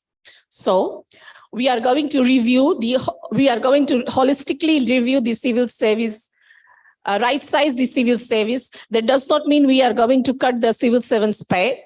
You know that 1.4 billion of government expenditure is used to finance civil servants' pay. And if you look at in some of the ministries and departments, the ministry is overstaffed. But if you look at the other side of the ministry, some of the ministries, they are understaffed. So when we say right sizing, we need to cut back some of the staffing in one ministry and reprioritize it to another ministry. So that's how we are going to review that by right sizing the civil service.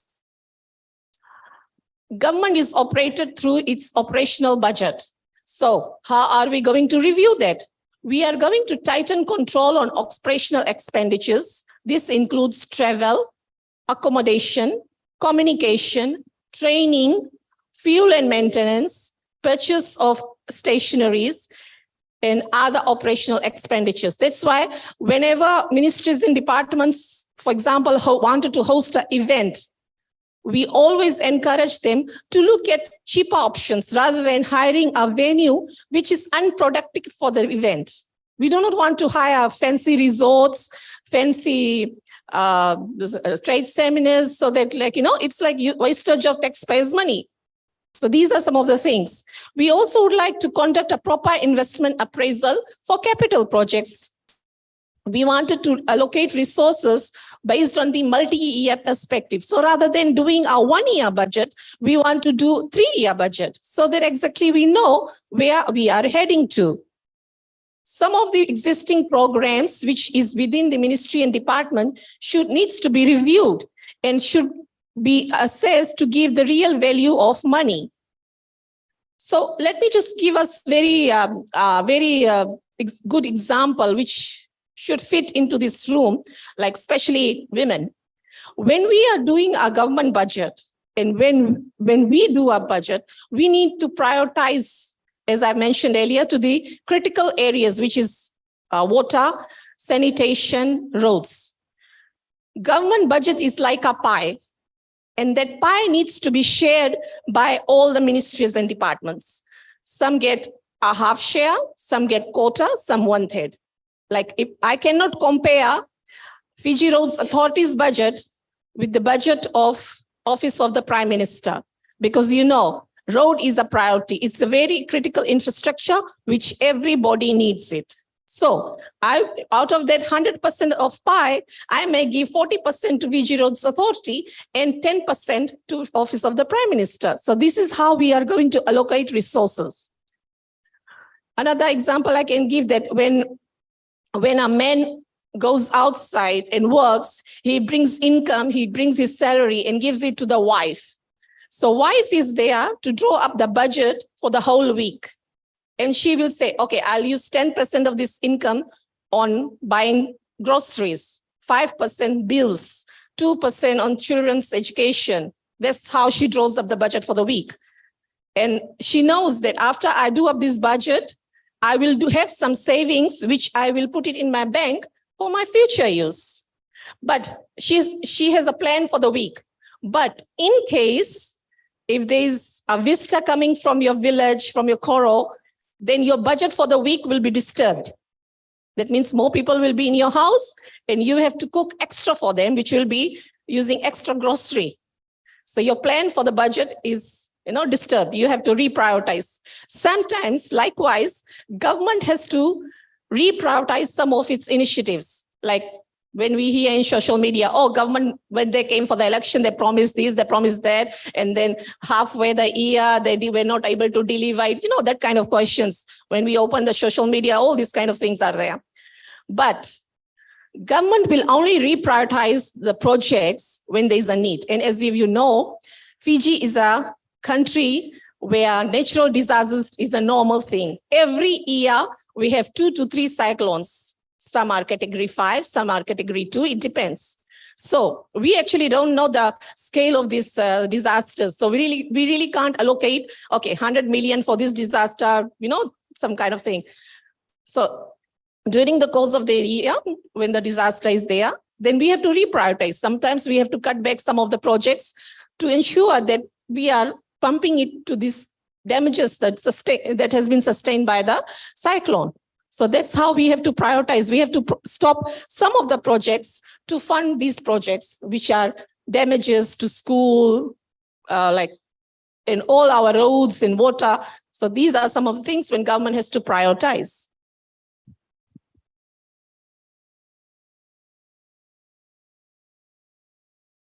Let me just talk shed some light on the revenue formulation. All this while I was talking about expenditures. Let's shed some light on the revenue. So the formulation of revenue policies are also guided by the principles, a certain set of principles. And these are like, we have to widen the tax base by gradually removing exemptions and other distortions. We have to improve our tax compliance. You know that most of the businesses, they fail to pay taxes, and that affects our government budget, that affects our revenue. We have to make a tax regime and tax administration even simpler to encourage tax compliance. Review our non-tax revenues on cost recovery basis, and ensure that the vulnerable and disadvantaged are protected. I'm not going to talk more on revenue because this is not my area. That's why my area is expenditures. That's why I've been trying to emphasize more on the expenditures. And just a little bit on the debt management policies. I think much has been said by my 2 colleagues on debt management. But for the Ministry of Finance, I wish to thank our development partners, ADB and IMF, who has always been there to assist us, not only financing some of the capital projects, but also giving technical advice whenever we need it. So debt management is also guided by some of the policies which will be in the upcoming national budget.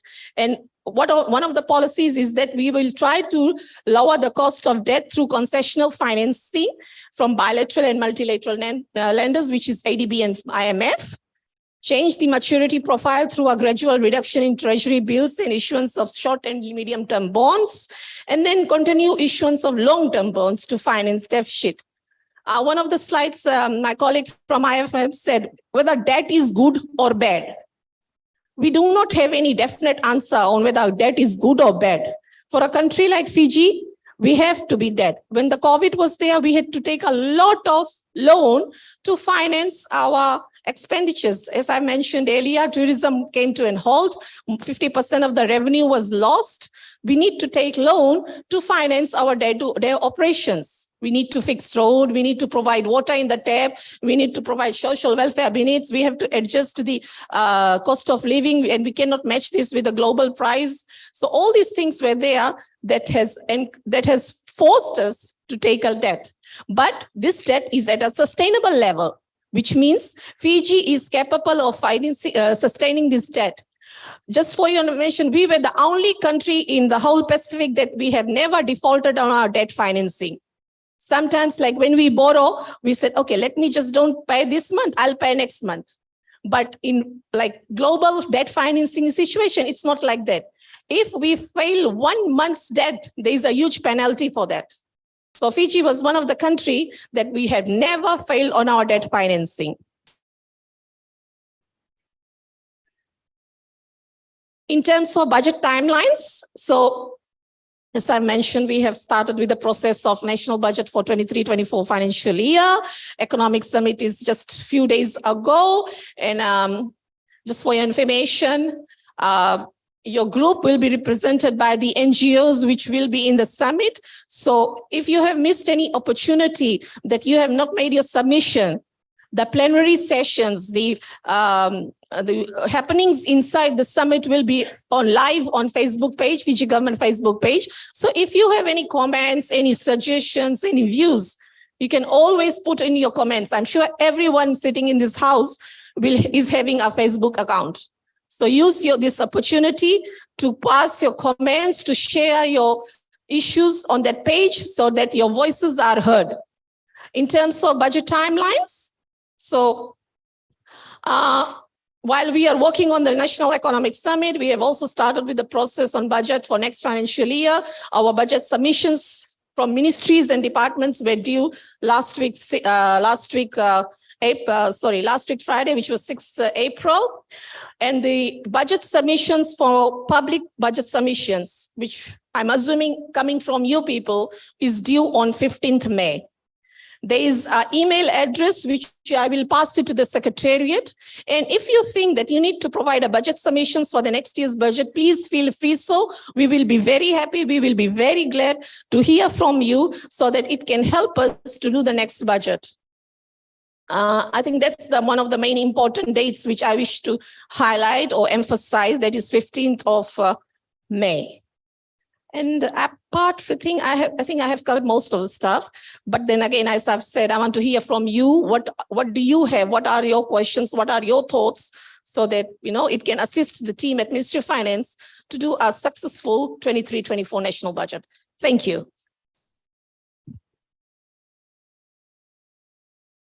Thank you, Kiman. Again, it was really helpful to hear, especially your expertise in the expenditure plans and sharing those plans in detail.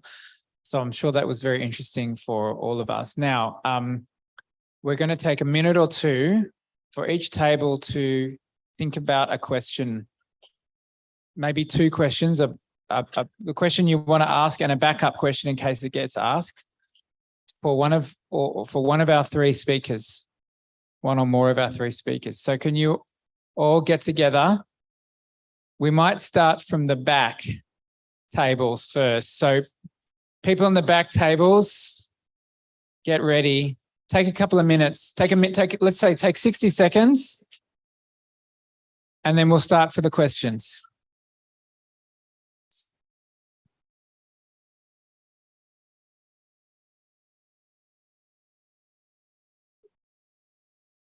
And you can really ask any question you like. Don't be shy about digging in deep with those questions.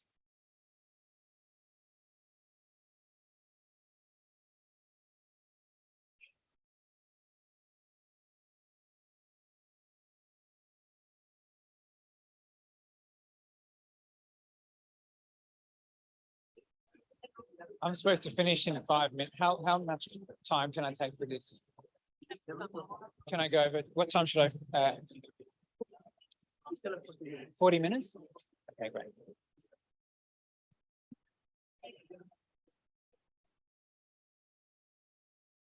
Tell the staff there what it is.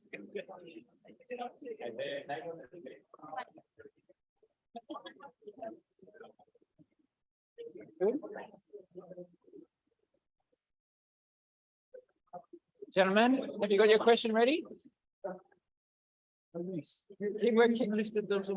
You've got some list. Okay, okay. Okay, how are those questions going, everyone? Are we almost there?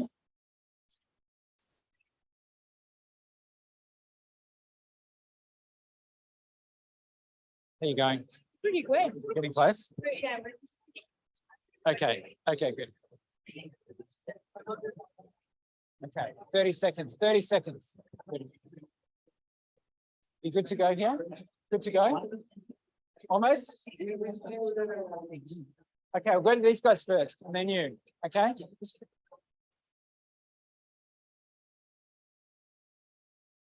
Okay, let's get going.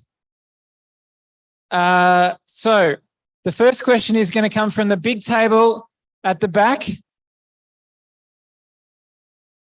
Okay, off you go.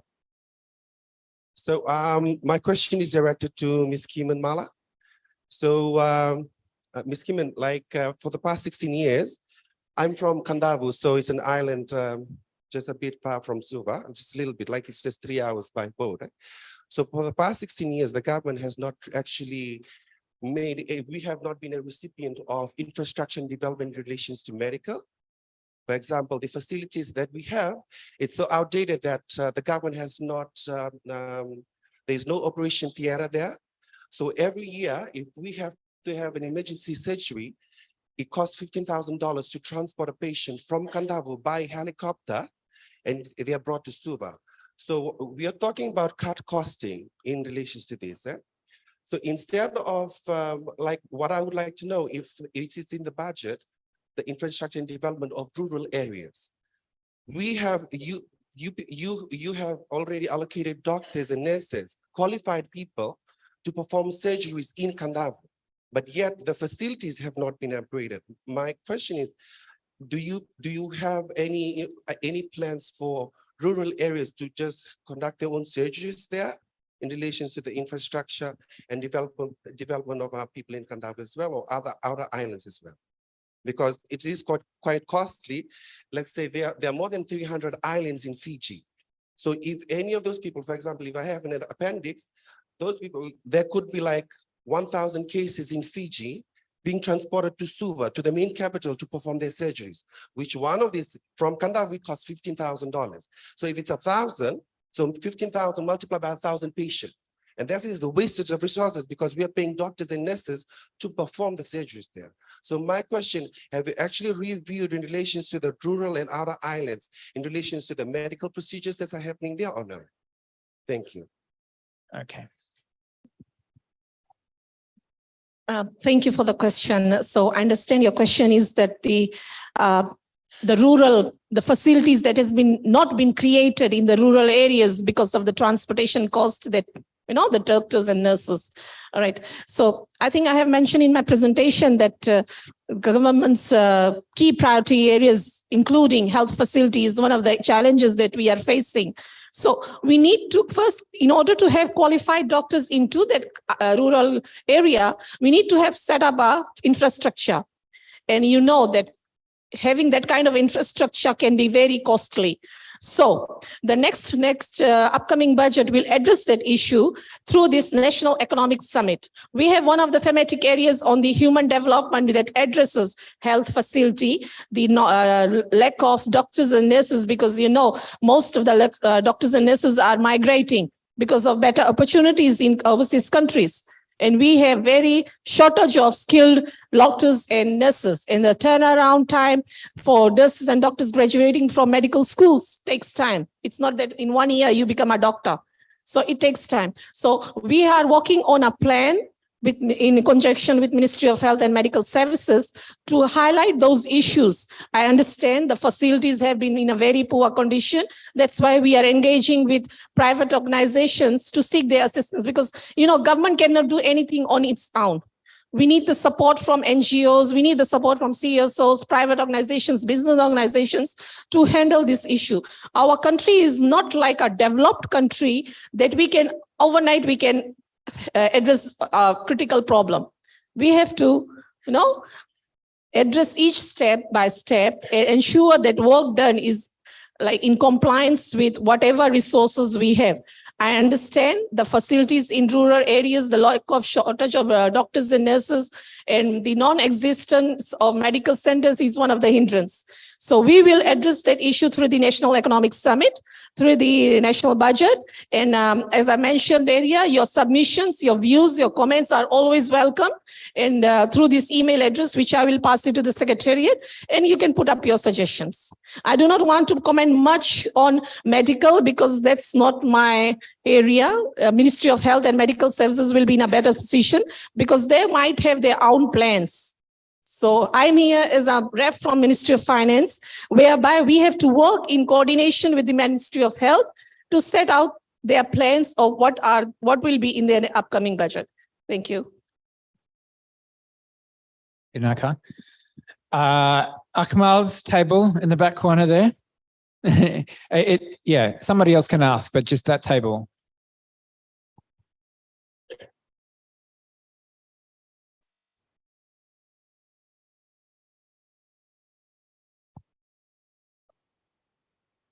The question is to the government rep.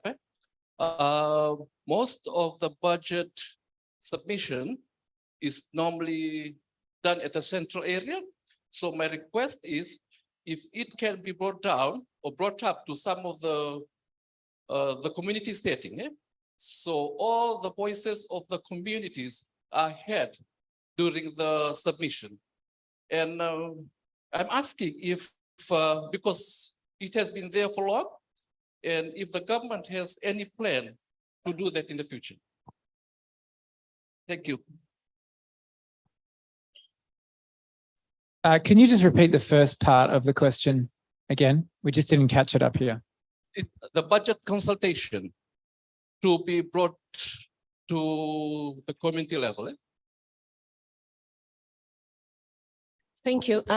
I think from early stages, we have been always engaging the communities because we want to hear from them.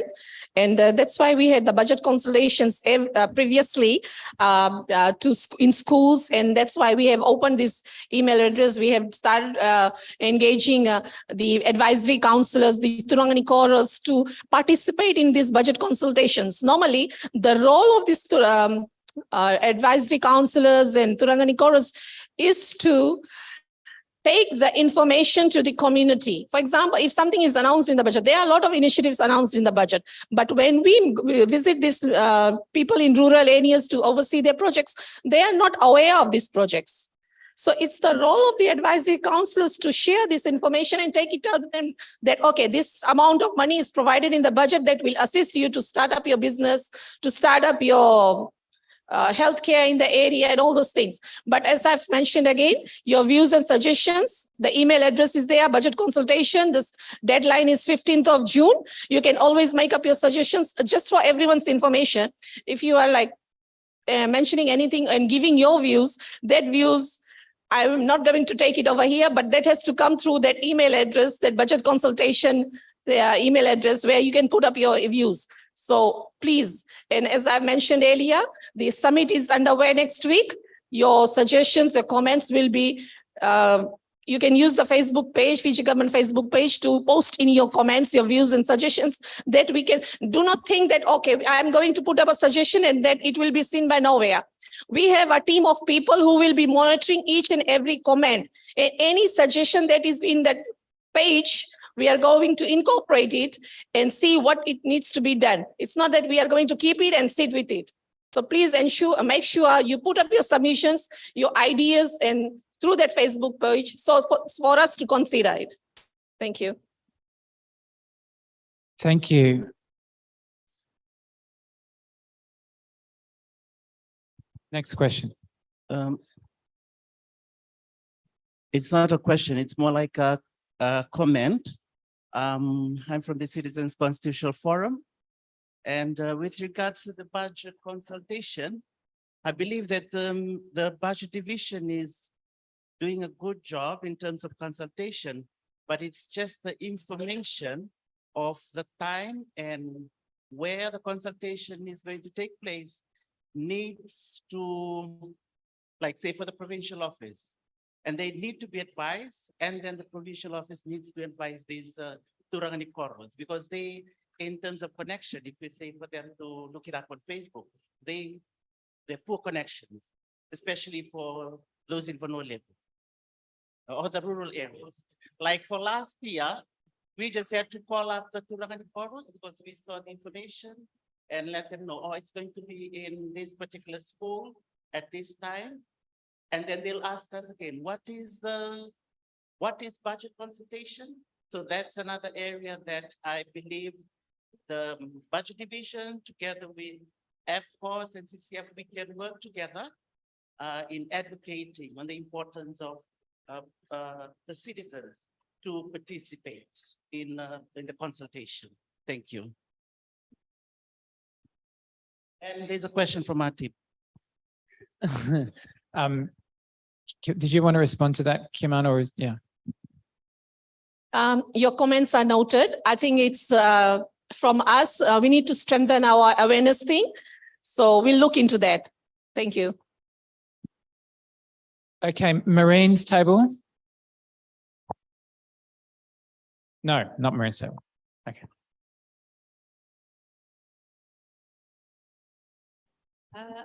Thank you. My apologies. I crept in late this morning. I am Vema. Mr. Batten, thank you very much for that presentation. I think I just wish you had a bigger font for that your slideshow, and that also goes for Madam Ferguson. The font was just too small for someone sitting at the back and the elderly, elderly eyes. Thank you. But otherwise, the message came through. I hope we'll get a copy of those. All right, of your presentation slideshows. Thank you. Just one question. I think that's a question for Blair. Is it possible to share your? Yeah, absolutely. I can share that if that's okay with. Okay. My question first is to Mr. Batten. Thank you, of ADB. Go ahead. Thank you, Mr. Batten, for the presentation. Just one thing. So Fiji right now has a 300 and how many million in debt to FDB? That's what I heard you say. ADB, sorry, ADB. Am I correct? Did I hear it wrong? 350 million? 350 million. Or billion? Million US Oh, dollars. Yes, about. US dollars. Yeah. That's what Fiji owes to ADB. That's what I heard. Yes. How I heard you. Yep. Thank you. Yeah. Just some years back, ABB gave a loan for the Suva Nosori water project. Is this the same money? 2018 or something? So just so that I can explain clearly, so ADB has done a lot of projects in Fiji over the last decades. And because when Fiji borrows from a multilateral like ADB, the repayment periods are very long. So it might be 26 years. Some of the loans for the emergency projects are 40 years. And so the principal amount each year is very small and the interest is very low. So the total amount that's owed to ADB reflects all of those past loans that have been taken out over decades, really, rather than what's been done recently. Oh, sorry, yeah. But yes, there was the last project for the water sector was done in 2016. And that has that's been funding the upgrades to the Suvarnasori corridor, in addition to other activities. Yes. Oh, thank you. Yeah, I just thank you, Mr. Batten, for that. I think a lot of people in Fiji, I think even in this room, do not really know how much we owe to FDB and other lenders, the international lenders. I wonder if there's any way. We don't all speak English. I just wonder if there's a way of the donors actually, maybe the Ministry of Finance might want to do some kind of letting the people know how much debt, who are we owing money to and for what purpose. Yeah. So, well, I mean, Yeah, is it all right if Blair? It's actually quite good in terms of its debt transparency, but Blair can answer this. So if you go onto the Ministry of Economy's website there, if you look in the debt reporting, so they're very good at explaining how much is owed to each lender. So ADB, they break it down. So if you'd go onto the Ministry of Economy's website, looking at debt management, you'll be able to see their debt management strategy and debt management reports, and they'll break it down for you. Yeah. You know, in Fiji, everybody is still depending, the majority still depends on print. I just wonder if one of the donors can fund the Ministry of Finance to put out print for everybody to read. So there's a question about printing out those reports and distributing them. If you don't have access to the internet, is that right? And the majority of Fiji doesn't have access Sure. to, do not have access to internet I think that's probably connectivity. more of a suggestion than a question, but We're still in print mode. to do some, to print, to to print and publish and what's the word I'm looking for? Publicize these documents. Great. Let's move on to Marine's Can I table. say Oh. One last. Well, there was one per table. I'm just, okay. Sorry, I have another very important burning question. Just Yeah. a reminder to the Ministry of Finance speaker. Is it, one is that, you know, our relatives are actually are not liabilities, they are assets. To give an example, when your relatives come from the village, you have to spend more. I think it would be a bad example. Okay, maybe is that if one of the member of the family gets sick, because relatives are assets, they are not liabilities in a family. Thank you. That's a very important. Thank you for reminding us about that. That's fair. Marine's table, can we have a question from one of the ladies there?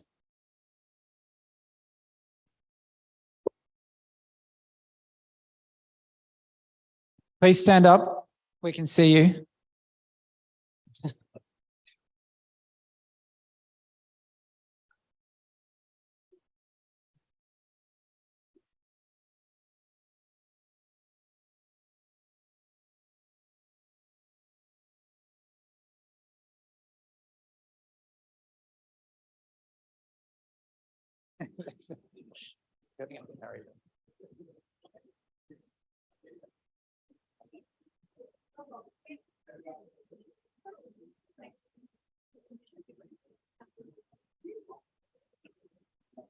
Would you like us to come back to your table?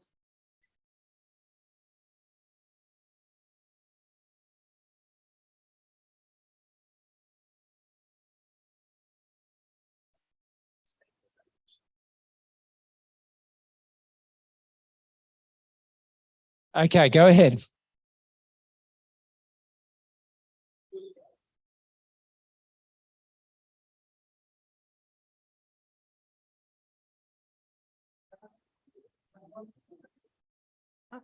Our question is for ADB.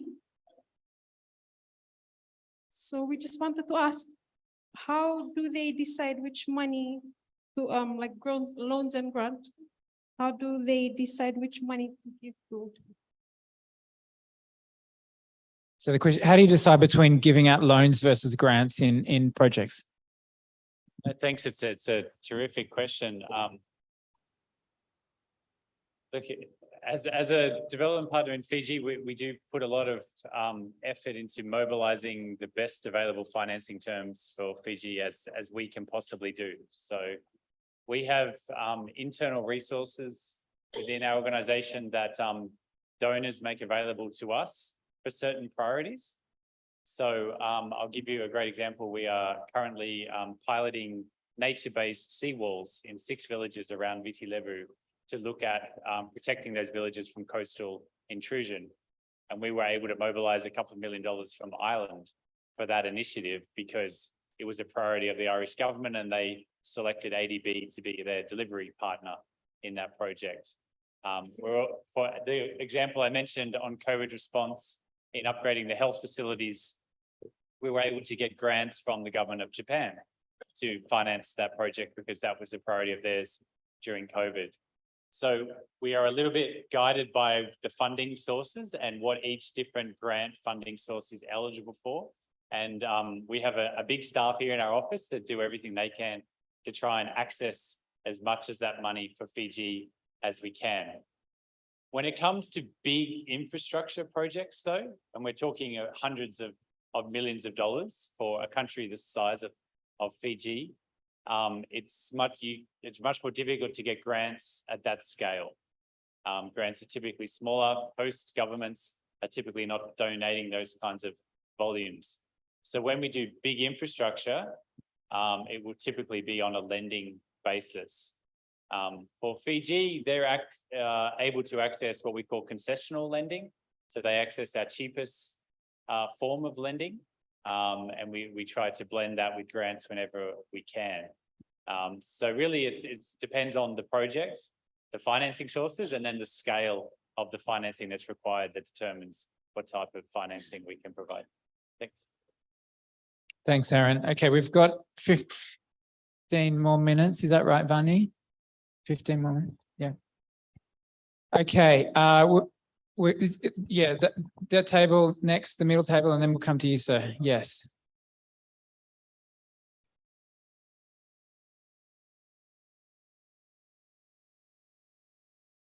Hello, Bula Vinaka. Thank you, panelists. I'm Esau Bakarel from Live and Learn Environment Education. It seems Ms. Kiman is on the hot seat today. But before I go to her, I just wanted to acknowledge and thank the other two panelists. Thank you, Aaron, for just giving the brilliant rundown of ADB. For the first time, I understood how ADB works. And thank you for all of the examples that you've shared. And also, Briar, I'm really interested in the role that IMF played. So if there's time at the end, I'm interested in the analysis and the advisory that IMF plays to the minister. That was my question to you. But to Kiman, thank you for being the face of the Ministry of Finance. It's not easy, especially out in public after 16 years. My question really was on budget announcements. So there are some budget lines that don't have anything tagged to the end, but there are some that have an R under requisition. My question was, what is the difference between what's under requisition and what is the process? Unfortunately, I do not have a budget book over here that then I could have shown other colleagues what is he referring to when he says R. So when the budget is done, we develop this budget book estimates where it provides the cost details of every ministry and department, their operational cost, their capital. So his question is the projects that we put under R. R is requisition to incur expenditure. So some of the projects, namely the capital, not all capital, but the capital projects which Ministry of Finance would like to monitor, as well as some of the capital projects which is new, which we know that Ministry of Finance in future will require more information, or even the development partners will be interested. So that's why we put it under R, and that R means that it will require the permanent secretary, either the permanent secretary of finance or Minister for Finance approval. So any project, any allocation which has the cost of 1 million below requires the permanent secretary of finance's approval. Anything above 1 million requires Minister for Finance's approval. And why are we putting under R? As I've mentioned, for monitoring purposes.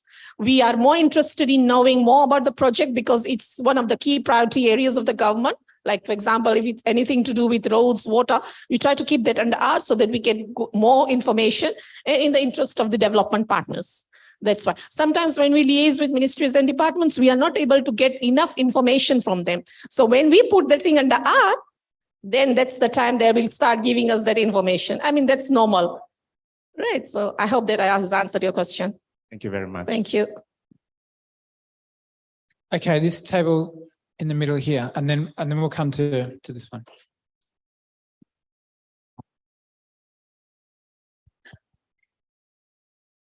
My name is Autiko Ndorakamakama.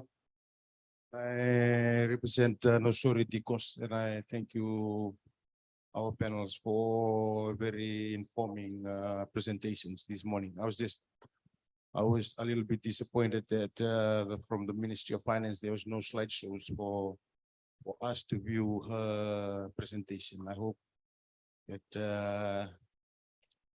I'm going to just, it's a conversation that we've been having in our DCOS levels about workshops and about because we've been having workshops every few months, and we've had submissions up to for the government. And lately, I think there's more freedom on media, according to the repealing of the MIDA Act of last week's sitting in Parliament. And we were having a discussion around here, and we used to talk about the who, and the whys, and the when. And right now, there's more media freedom, and we hope.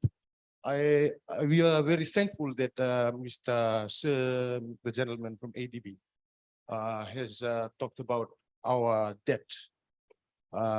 It was maybe very informative for us, and I hope that Ministry of Finance, and we talked about. She was talking about the pieces of the pie, and we had that coming up in our conversation yesterday, and. Due to media freedom, we hope that we can have all this information about the pieces, who's going to get this piece, who's going to get that piece. And we are represented from the many districts in Fiji, not only the Central Division. We come from the north. We are represented from the east and the west, and also from the south. And we hope not only in infrastructure development, but also according to our areas in Fiji, for these informations to be distributed so that we can all get a piece of a pie. Because I was talking to this, we were having a conversation yesterday. We had a road up to my village, and this part of the road there was no maintenance for how many years, and we had to go out as a community to cut out the grass and cut out the trees because that piece of the pie has not been given out. So we had to do it ourselves because we are District Council of Social Services. We tend to do things as a community to help ourselves and empower ourselves. I hope that it's not a question, it's just something we need to share across the table to Madam from the Ministry of Finance. And I thank you very much for today for your presentation. Thank you. Thank you. Thank you. Sorry. Can you hear me? I think in defense of Kim, I'm not sure she was given a lot of time to prepare a presentation, and maybe I only found out last night that she was speaking, so that's probably why there was no presentation. But I think that maybe the question just about the transparency around expenditure priorities regionally and how the government is planning to share that information in terms of where spending is going to happen in which provinces. I really apologize that I haven't got the presentation, but anyway, whatever I have spoken today in this forum, that information was extracted from this budget strategy, which is proposed for the next financial year. This document can be accessed from the Ministry of Finance website. So each and word that I have mentioned into this forum, it can be accessed from the website. And in terms of the budget submissions, this is also available on the website. As I mentioned earlier, 15th May is the due date for the submissions. You can put up your submissions in there. Again, yes, sir, your comments are noted. We will be closely liaising with the Ministry of Rural and Maritime and Ministry of Itaukei Affairs to better coordinate our coordination with the rural communities so that their voices are heard. Thank you. Okay, so you might want to think about putting in a submission by 15th of May about the road issue, I think is what Kimani is saying. Yes, please go ahead. Thank you very much. May at the outset thank all the panelists for very fine presentations this morning. It's indeed comforting to note that Fiji has never defaulted in its debt financing. Yesterday we heard that during the year 2020 or 2021, 2022, that the government paid out 375 million in terms of loan interest alone. So we hope that the default is has never been incurred. The Honorable Minister in his speech this morning talked about how to address the increasing the high debt, public debt in society. And he was talking about cutting wastages. And like you also mentioned in your speech, revenue reforms and the control of expenditures and reprioritizing. These are some of the things that the minister highlighted this morning, and you also reiterated in the speech. One challenge that perhaps, why is it that the government of Fiji has not seen it fit to put a debt ceiling, like a percentage of its GDP, as the debt ceiling, as opposed to every year it's putting up sets an annual borrowing limit, a nominal value annually, whereas the majority of the countries in the Pacific, they set a certain percentage of the GDP as the ceiling of the debt, foreign debt. So is there a possibility for the government to set the national debt as a percentage of GDP so that we can all help and monitor our debt progress? Vinaka, Brad, do you want to take that one? Is that a question for you? General sense, okay. So I can answer in a kind of a general term. I can't answer for the Fijian government. Maybe my colleague here can answer that. So some countries set debt to GDP ceilings. Sometimes they're soft, sometimes they're hard, meaning that there could be a flexibility in that. That does provide accountability, and as long as there's the fiscal controls. So as long as there's a plan in place to maintain that threshold, then those seem to provide the accountability and transparency. I can't answer for sort of the reasoning why Fiji doesn't have that, and I'll pass to my colleague here to answer on the Fiji context. Actually, I will also be not able to answer that because I'm not a debt personnel. Yeah. Aaron, do you want to comment on that one? No, okay. So just a follow-up question, right? Does the IMF recommend debt ceilings, or is it not got a firm policy on that? So I can't answer that specifically. That's more of a fiscally led debt sustainability. I guess it comes down to whether or not you have the fiscal policies in place to achieve that. It does provide some framework to, keep yourselves within. Some governments don't like it because it constrains too much, but I think that, I guess, on a broader context, it does provide the accountability. I just wanted to add one point, which I think is really interesting. So Fiji will have a budget deficit for the foreseeable future, like actually most countries around the world. And I think that's likely to continue. So what Bree's presentation highlighted was, with a budget deficit, there will always be a borrowing requirement every year, right? Because you're spending more than you're earning. But you can run a budget deficit and still bring down debt to GDP, right? Because debt to GDP is a ratio of your overall debt as well as your GDP. So if your economy is growing strongly, you can run a budget deficit and bring down your debt to GDP. And we've seen that in Fiji over the last 12 months. So 12 months ago, debt to GDP was 90% ratio, and it's now down to just above 80%. Now, the total value of debt hasn't changed. It's that the economy has grown, and so the ratio has come down. So again, just to bring it back to the point, I think there will always be a borrowing requirement. The most important question is, putting it at a sustainable level so that your ratio is coming down over time, and making sure those funds are impactful. What is the economic return and social return that you're getting from them when you do it? So, thanks. So if you look in the Fiji medium-term debt management strategy, one of the objectives or policies was to bring down debt to GDP in a downward trajectory over the medium term. So there's, I guess, a soft target in the policy towards that. And as Aaron says, there are many different facets to those numbers. So you can be raising GDP, and that brings down your overall debt to GDP, but it's also looking at your other serviceability. Are you able to repay it with your revenues that you're bringing in? So there's different aspects to that. Okay, so we're just going to do the last three tables, 1, 2, 3 questions in a row, because we're kind of out of time. So the 3 front tables. Does anyone have any questions from? Yeah. Oh, sorry, I forgot your table as well. So we'll have maybe 2 questions, these 2, and then these last 2 tables. Yeah.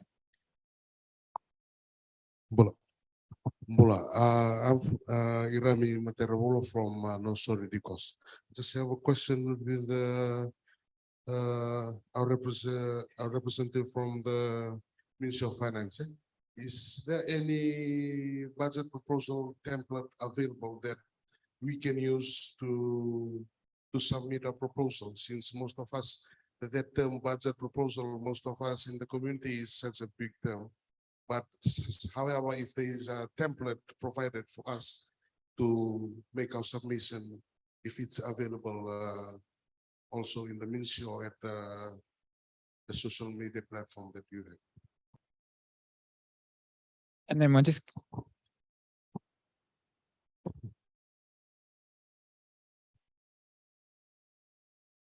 Go ahead. And our questions goes to Mr. Betton, ADB. As we can see that Fafatu, the Fiji Flight Attendant Trade Union, is the member of FCOS. And our concern is, and our question is, did you advise the Fiji government on the cost of action to take in laying off the flight attendants of Fiji Airways during COVID-19 in order to maintain the repayments of the loan repayments? I don't think we fully caught that. It was a question about the flight attendants on Fiji Airlines. Is that right? Yeah. Did you advise the Fiji government on the course of action to take on laying off the flight attendant of Fiji Airways during COVID-19 in order the laying off of the flight attendant to maintain the loan repayments?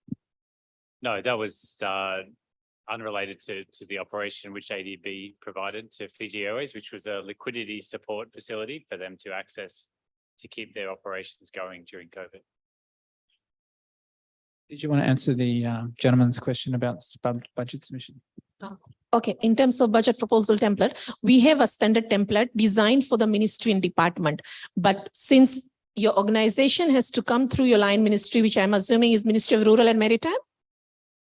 Yeah, so they have their own internal budget submission template, which they use for organizations such as yours, and they consolidate and convert it to our template. But anyway, we can share the template with you. So at least it can give you some kind of idea what kind of information which we require through that proposal. Okay, well, let's get through these last 2 questions from the front tables. Anyone here have a question? Yes. Good morning, everyone. My question is for ADB. What percentage interest rate being charged for our Fijian compared to the other banks' rate? Interest rate, sorry. Thank you. And our final question.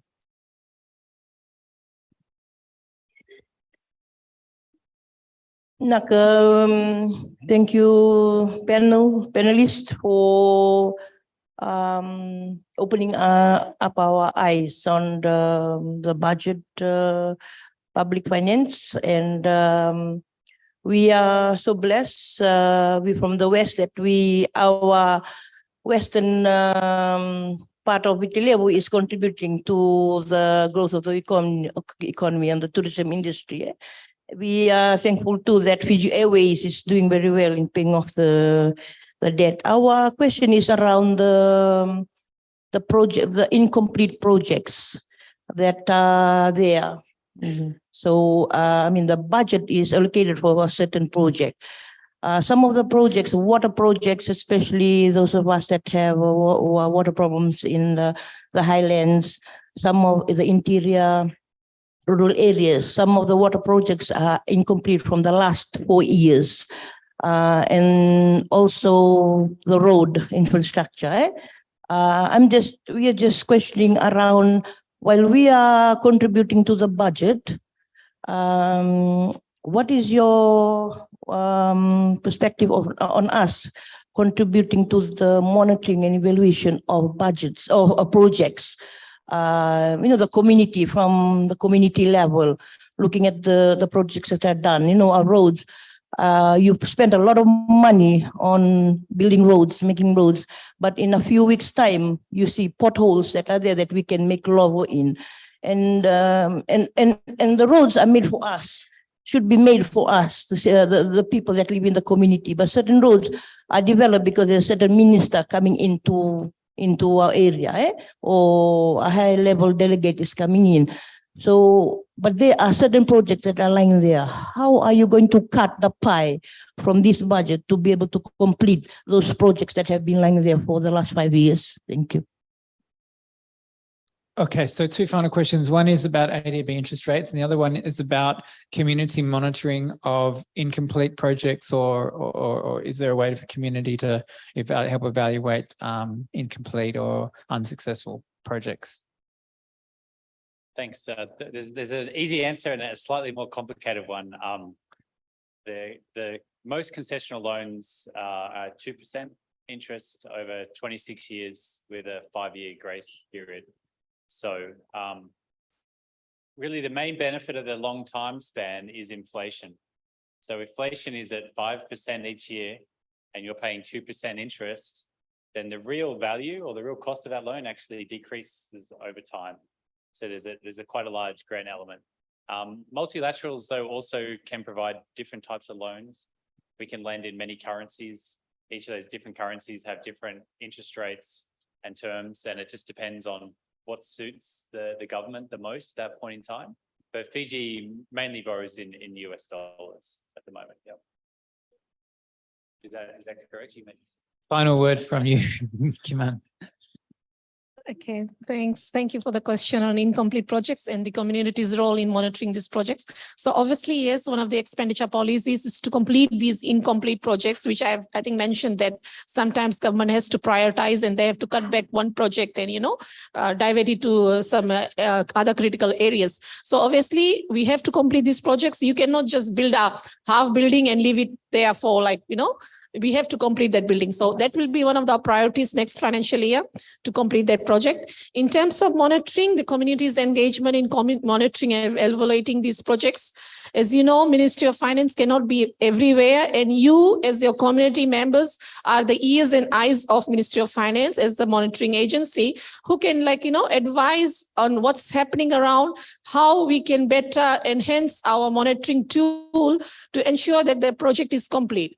So you have your line agencies like Ministry of Rural and Maritime who have been heavily engaged, and they have their district officers around. So that is the part which we are also planning to strengthen the coordination part. I think I have mentioned earlier, the coordination part is lacking and we need to strengthen. But as I mentioned, monitoring is very important and we need the community engagement to enhance that monitoring. Thank you, everyone. Oh, do you have one more question, Sally? Okay. Quick one, the Cialis prerogative as the organizer.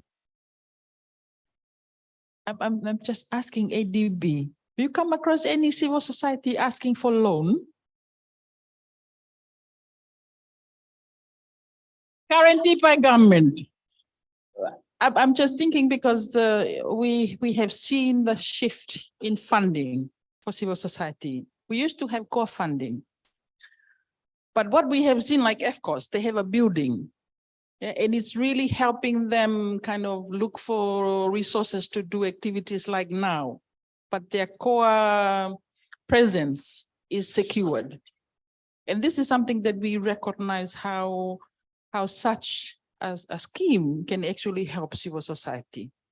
So if Piango is interested to put in a loan or something, and thank you. Tough one there. Thank you, Sally. So we can do both private sector loans where we will lend to a corporate entity, or sovereign loans where we lend to a government. Typically, when we engage with the NGO community, that will be through grants, and we try to do that through grants as much as possible. And we do have a large number of activities around Asia Pacific, working with different NGO communities through grant-funded either technical assistance or project assistance.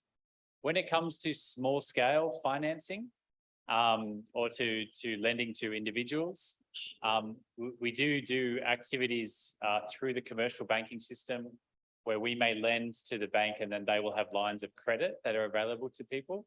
And in fact, there's a terrific example from Samoa where there's an agribusiness financing project we have there where we've capitalized a bank to provide small-scale loans to our corporates and to communities. So it usually works that way rather than individual activities.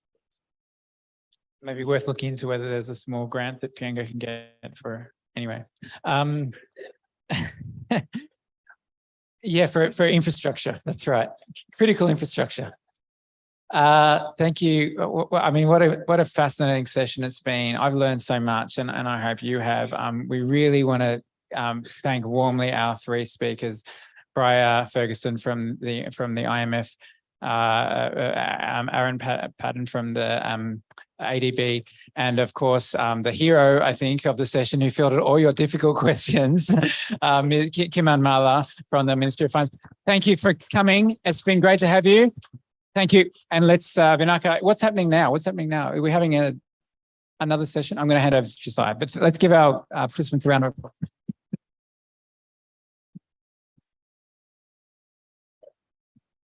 Thank you so much, Luke. Thank you, Aaron, Brian, and Camille for that great deliberations.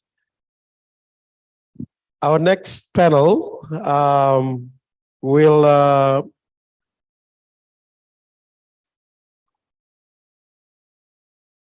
I'm going to invite our next panelist to take the seat in the front. Although we're looking forward to have three panelists, unfortunately, due to busy schedule, we were not able to get our guest speaker from the Fiscal Review Committee. However, with us this morning, we have the Waka Pacific Accountability Project Manager, Marine Distress.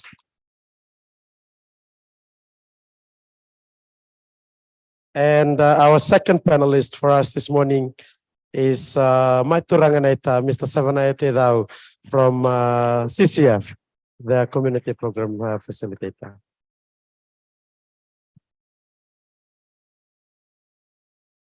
I think we've been sitting for so long while they're making their rounds of thank you and goodbyes. I'll just invite us just to stand for a stretch, stand on your feet.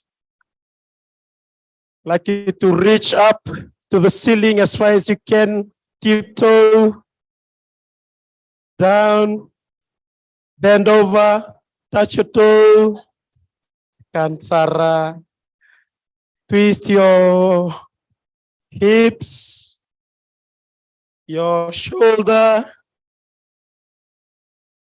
your neck maybe, but don't break your neck. Yeah, you can take your seat now.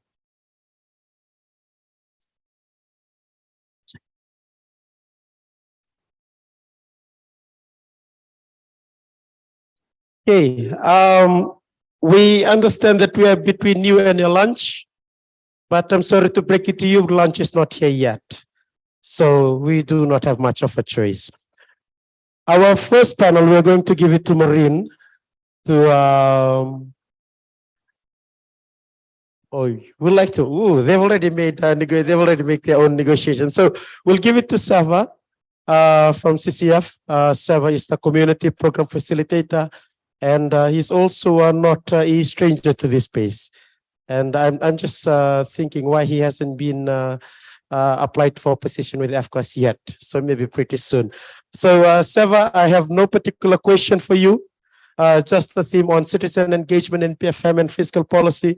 We would like to share your experience and the work that you do with CCF, and also maybe around PFM and the other aspect of the work that help contribute to the advancement of the work that we do with PFM.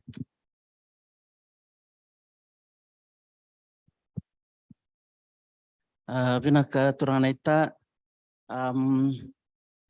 it's nice to see a lot of community people in the house when I came in on the first day, especially having participants from the north and those who are from the north but have decided to be here, especially the ones in the west. Thank you very much. As already been introduced by my Naita here, I'm a server with the Citizens Constitutional Forum.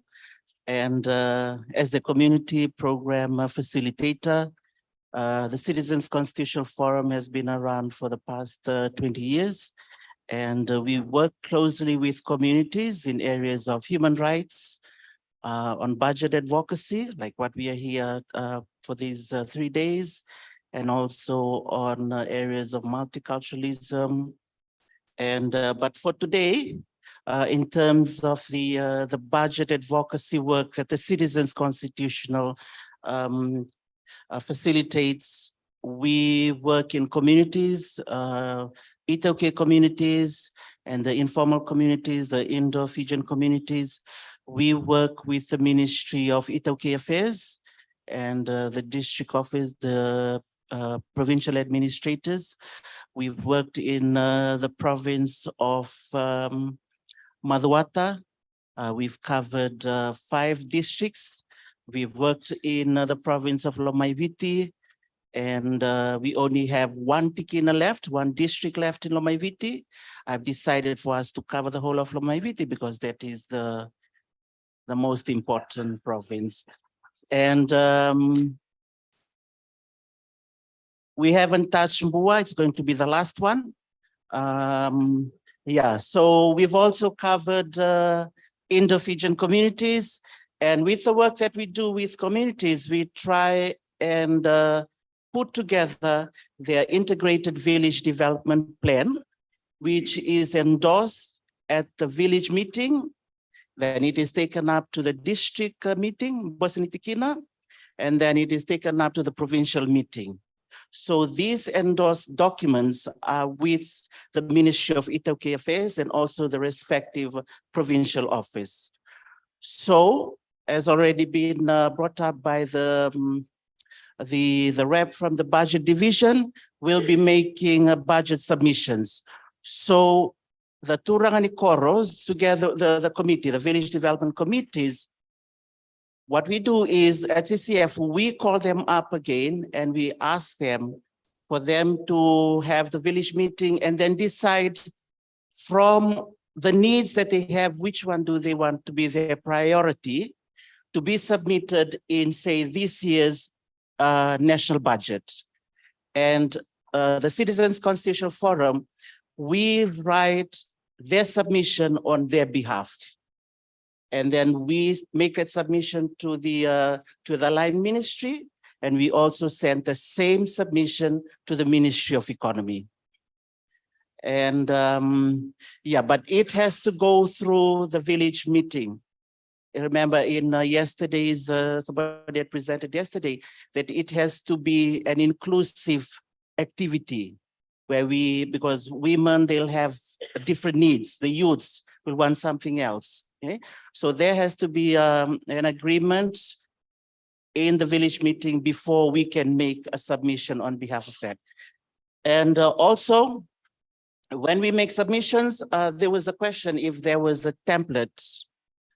With Citizens Constitutional Forum, we've been using our own template, and that is, it's been accepted by the Ministry of Finance, and that is the template that we've been using for the past years.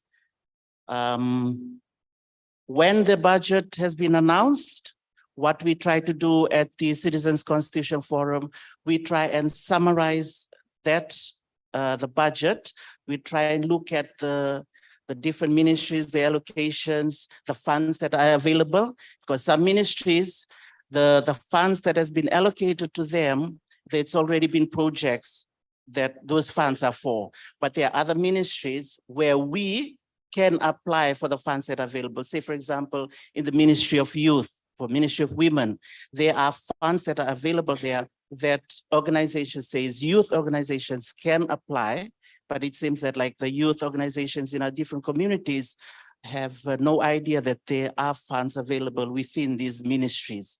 So we try and summarize those, the budget that's already been announced, and then we go back to the communities that we've already worked in and inform them.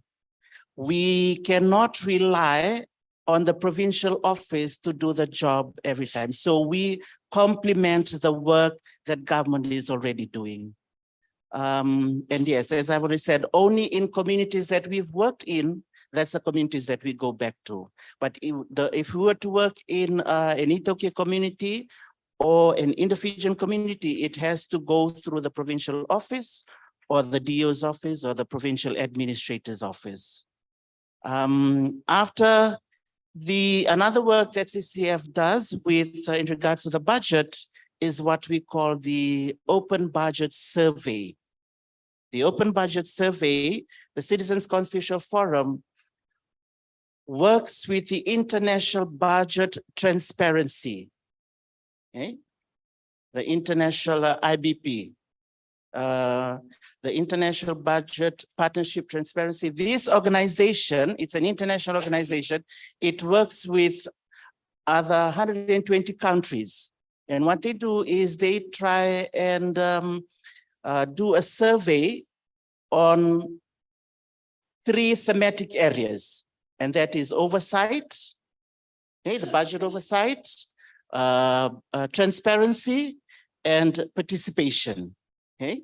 So when we talk about participation, there was a question that was raised by Dikos Mba in terms of the consultation. So that is what participation for us, the citizens. So for the last OBS, sorry, I wasn't able to get a copy of each of for the OBS. What we usually do is the rating, it's out of 100. So we have transparency, participation, and oversight. And for transparency, it is all out of 100. Fiji, 37 out of 100. So that's our rating in terms of transparency. And for public participation, 17 out of 100, 17. And for budget oversight, 28 out of 100. Okay? So that can tell us that there is a need. And Citizens Constitution Forum, what we usually do when we do the budget, the OBS, we are given a set of questions. These are the questions, like every year it changes the number of questions. Like for this one, for the 2021 survey, a total of 142 questions. These questionnaires, the International Budget Partnership, we work together. Okay? They explain to us the questions. We answer these questions based on the information that's in the Ministry of Finance website. Okay? So you might be asking, where do we get our information from? It's from the Ministry of Economy's website. If they have the reports, okay? Because there are reports that the Ministry of Finance are supposed to provide when it comes to the budget.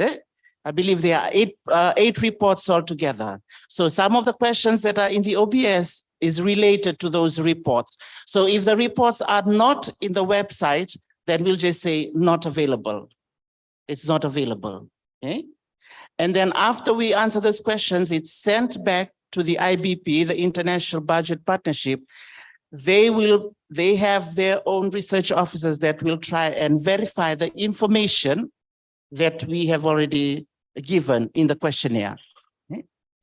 After it has been verified, then they will select the IBP, not CCF. IBP selects a peer reviewer that will review the questionnaires again. And then IBP will come up with a draft OBS results.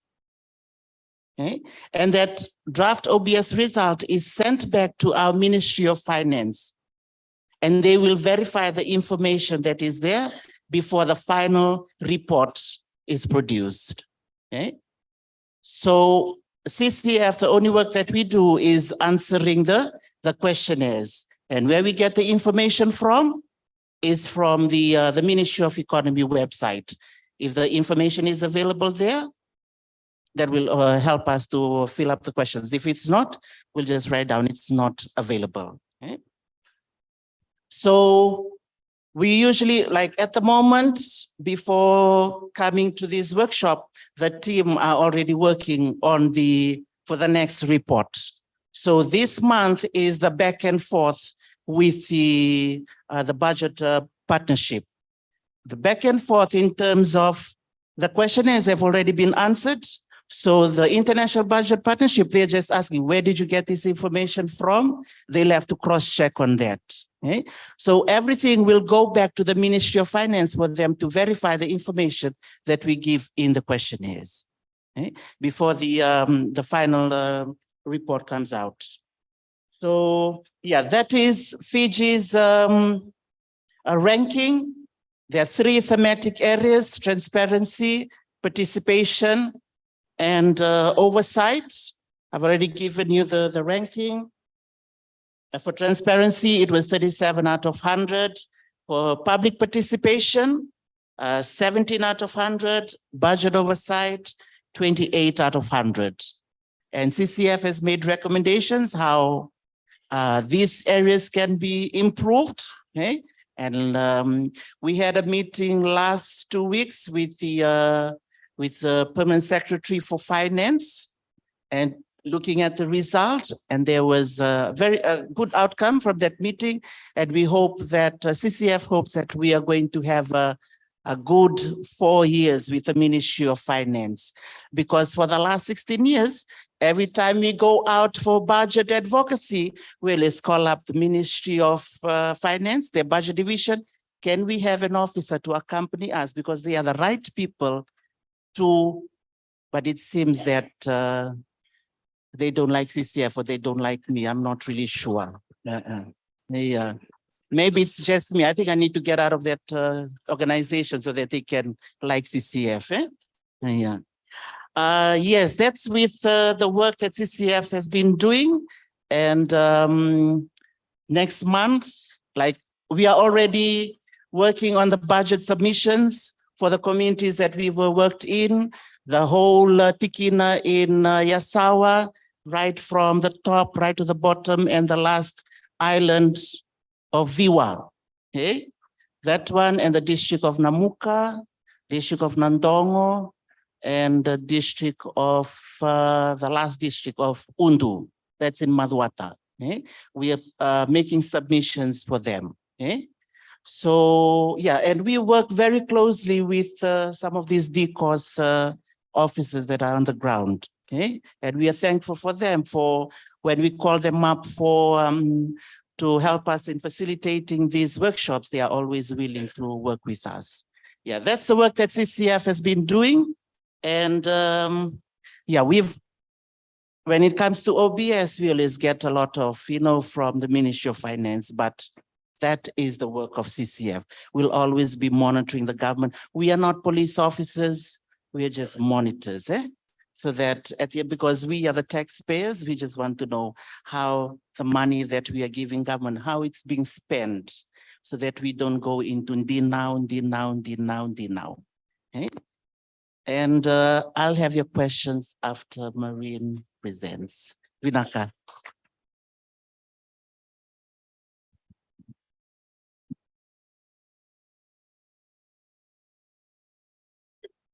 How are you doing? Has it been too many presentations this morning? I'm sorry. So what I normally do as a foreigner is that I bring some international wisdom and share with you what's happened outside of Fiji. But I thought that over the past days, you've heard enough about what's happening outside of Fiji. And maybe what I could do, or what my contribution could be, is to tell you back everything that I've heard from you and everything that I've learned personally, so that you can tell me if I got it right or wrong, and if it represents what you've been discussing over the past days. So I'm just going to share, if we can go to the next slides. I'm just going to share what I've been hearing until now and how it compares to the conversations that are happening around the world, and how your contribution are important and what specifically I've learned from you. So if we can go to the next slide. So I think what was really interesting for me when we started talking yesterday is that we took transparency as a starting point. Right. And one of the first conversations that we had in the first panel yesterday was that without transparency, there was a possibility that the government had something to hide. And when we heard about the example of Sri Lanka, we heard about actually they were hiding some stuff, and it led the whole population to suffer from a debt and an economic crisis. And so that's where we started seeing and hearing more and more about the importance of the information that you get access to. But more importantly, what you do with this information and the exact type of information that you want to have to be able to have this useful and constructive conversation with the government and understand exactly the type of debt and where we are, right? And I don't know if you picked up on something that Briar said during the first panel, but her very first slide was about state-owned enterprise. I don't know how much, but we're talking about EFL, we're talking about the Water Authority, we're talking about all those companies that are partially owned by the government. And there, she talked about liabilities. And you notice that after, when you asked her the question about what information was available, she said, there's a very good report by the Fijian government, it's available on the website. But she did mention from the start, there's limited information available about the state-owned enterprise and the debt that they contract, right? And this is a crucial piece of information that I know that some of you have picked up in the room in terms of the importance, because if one of those companies gets in trouble, nobody here in this room has done anything about it, but you get in trouble as well. It's like when you've got a cousin who's got in trouble gambling, and then his mom is going to pay his debt, because what are you going to do? You're going to leave your cousin in trouble? No, your family is going to come together and pay his debt. Government and state-owned enterprise are a little bit like that. They pay the debt even if they're not the one who are gambling with the money. So that was, I think, an interesting link that we've been talking about all this time, is the importance of transparency and the type of information that we get and we don't get, and why we don't get certain type of information. The second thing that I thought was fascinating is all those confirmations that we've been having about climate change and the impact of climate change. No, what we've been hearing and what we've been discussing is that climate change increased the need for money. Because of climate change, everything is more expensive. When you build a bridge, you need to build it stronger because it's going to be threatened by climate change, right? When you build a school, you might have to build it 3 times because of climate change. Weirdly enough, also because of climate change, it's actually more difficult to get money. So you need more money because of climate change, but it's more difficult to get money because of climate change. And that's hidden under this word sustainability. You've heard it a lot, right? They've talked a lot about debt sustainability. What does debt sustainability mean is, are you able to repay your loan? If you're able or not to repay your loan is hugely impacted by climate change. Because if you don't have a cyclone, hey, easy enough to repay. We've heard Fiji's been really good at repaying its debt. But if you get 3 cyclones, then it becomes much more difficult.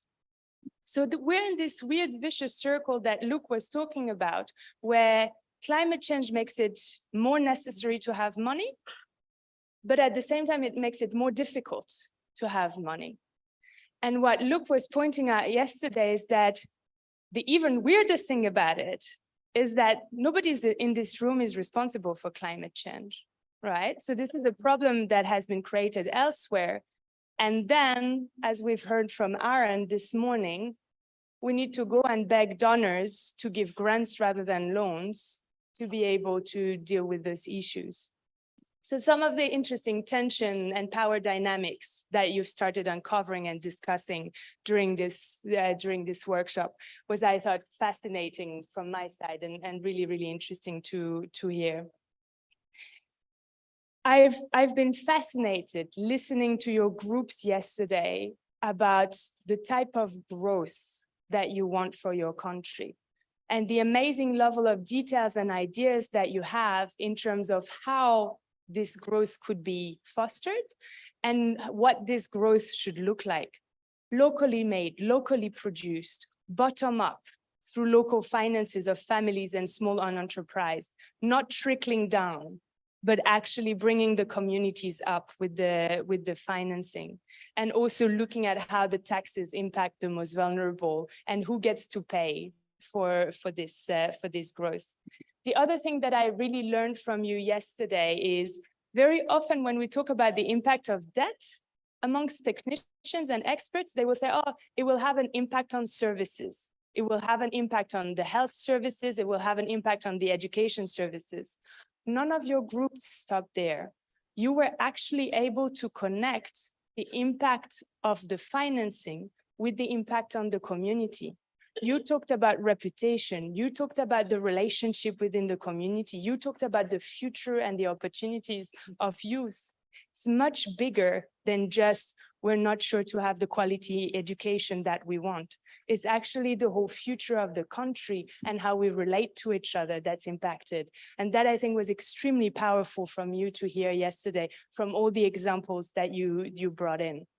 And this is something that very often experts forget about, is the actual ripple effect that are costing us much more money because we're not a community anymore. And it's much more costly to operate when we're not in a community. So this is another thing that I'm very thankful from hearing from your side. If we go to the next slide, I just wanted to highlight one thing, and that's why I wanted to talk about after CCF. Because I just wanted to highlight one thing that I think is fascinating from the work that CCF is doing in terms of collecting year after year after year. They're collecting information about what's happening and how transparent the government is. And if you look at that table, it's a summary that they did in 2017. I don't know if you've updated it, but that's the latest one that I had. It's a table from 2017 about year after year after year, what type of information the government has published about public finance. And what you see here is not so much, oh, it's good or it's bad, but it's irregular, it's ad hoc. You don't know every year what information is going to come to you. This consultation from the government is an opportunity to say, okay, this is the information that we want, and we don't want it when you've decided to give it to us. We want it to be enshrined in processes. We want to know that you have a plan every year to give us the information that we want, that we find useful, that we need. This is the type of demand and request that can be part of the budget submission to the government, and that can be part of the demand at the Economic Summit. This is the information that we want. We don't want you to decide every year if we're going to give it to us or not. We want to see a process so that you can tell us when, how you're going to give us this information. That's a very interesting conversation to have, not only about the demands on what you want funding to go to, how you want revenues to be handled, but also when and how you're going to get the information about this. So that's another thing that I picked up on. And then just on the next slide, and I'm sorry, I'll stop right after that, but I thought it was fascinating in my group to hear about your thoughts on participation, to hear about how it's always the urban population that's consulted, and how it's much more difficult for the rural communities to participate in budget consultation and to get access. And there were some fantastic suggestions in our group, at least, on how we could enable the information from the community and the voice from the community to participate in budget consultation. And that's not always in a formal meeting. That's not always through 1 year, every year going back to the community and doing consultation. How do we make sure that the information that can actually tell the government if something is working or not? How do we make sure that that information gets back to the government at the right time? And you are fantastic at doing that during disasters, for example, or during COVID, telling the government, this subsidy is not working because people who don't have bank accounts can't access it. This way of making water pricing is not working because women have limited access to it as a result, and so on and so forth. So being able to give the government that feedback in a timely manner. The other thing that was fascinating that I heard yesterday is how very often you feel that this information is collected, but the government is doing nothing with it. And that's another fundamental conversation with the government. How do they use the information? Not only them pretending or listening to your information, but actually doing something and acting upon it. This is actually very hard. This requires a whole system in government to be able to get the information, to feed it back to the highest level of decision, and to modify the budget as it's being implemented. So it's not simple. And you've heard about all the constraints that they have from the donors, from the lenders, from everyone else in terms of how they can do a budget. So having this discussion as well about how this information is going to be used is fundamental when we're starting to talk about participation.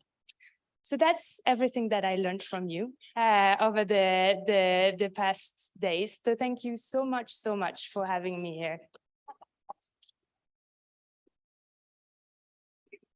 Thank you so much, Maureen, and also thank you, Seva, for those deliberations. Before I open the floor for questions to our panelists, I know that we've been reminded of some pertinent topic that we've been talking about, and one of which is participation, how transparent it is. How do we participate? The platform, is it available to all of us? And thank you, Maureen, for sharing that. When we share our experiences and our aspirations versus when other, corporates, or when they share, they try to protect their reputations. So keep participating and keep sharing your experiences and aspirations as always. Before I open the floor, I just have one question for both of our panelists. First to Seva. Seva have been doing this work for more than 10 years. I've just asked him, how long have you been doing this budget consultation with the community? And he just told me, since 2012. It's like, that's more than 10 years. So Seva, all these years of working with the community, maybe I'll invite you to share some of the changes, the progress, or maybe regress in terms of participation, focusing on the vulnerable communities, especially women and children and youth. What are some of the changes that you've noticed in years of engaging with the communities?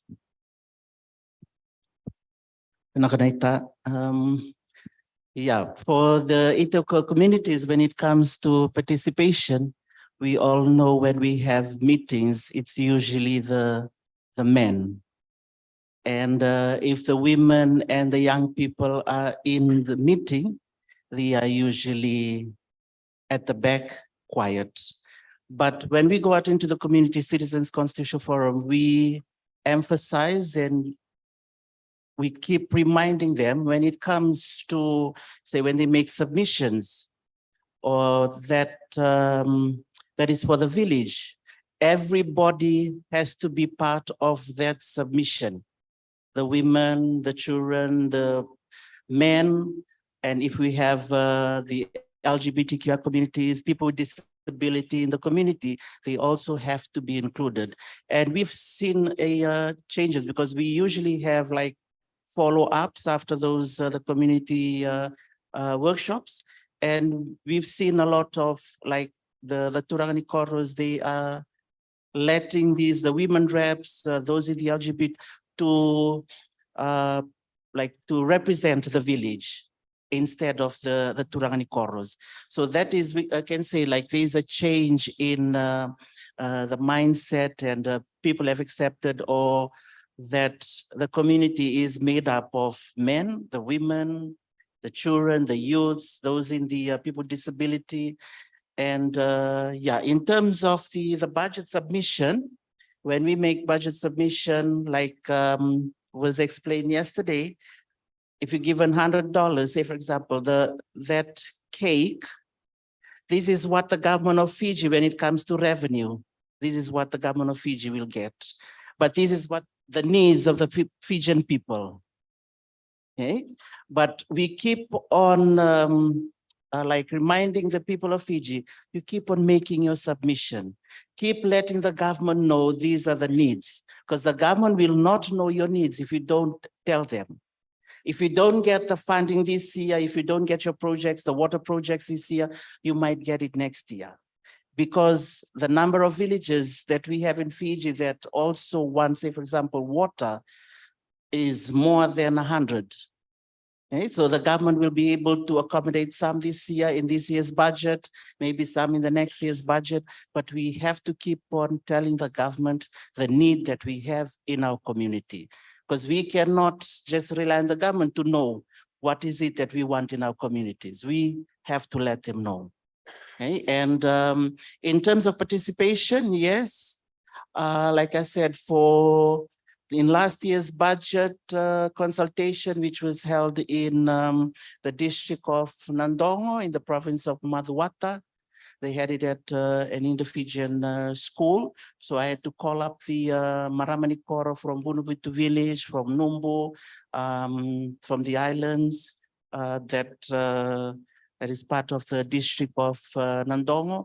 They were able to attend that because, as I said, we cannot rely on the government alone for those information to reach our people. That is why I had for the budget, for us to work together, FPOS, the CCF, and other NGOs that are here, because we complement the work that government is doing.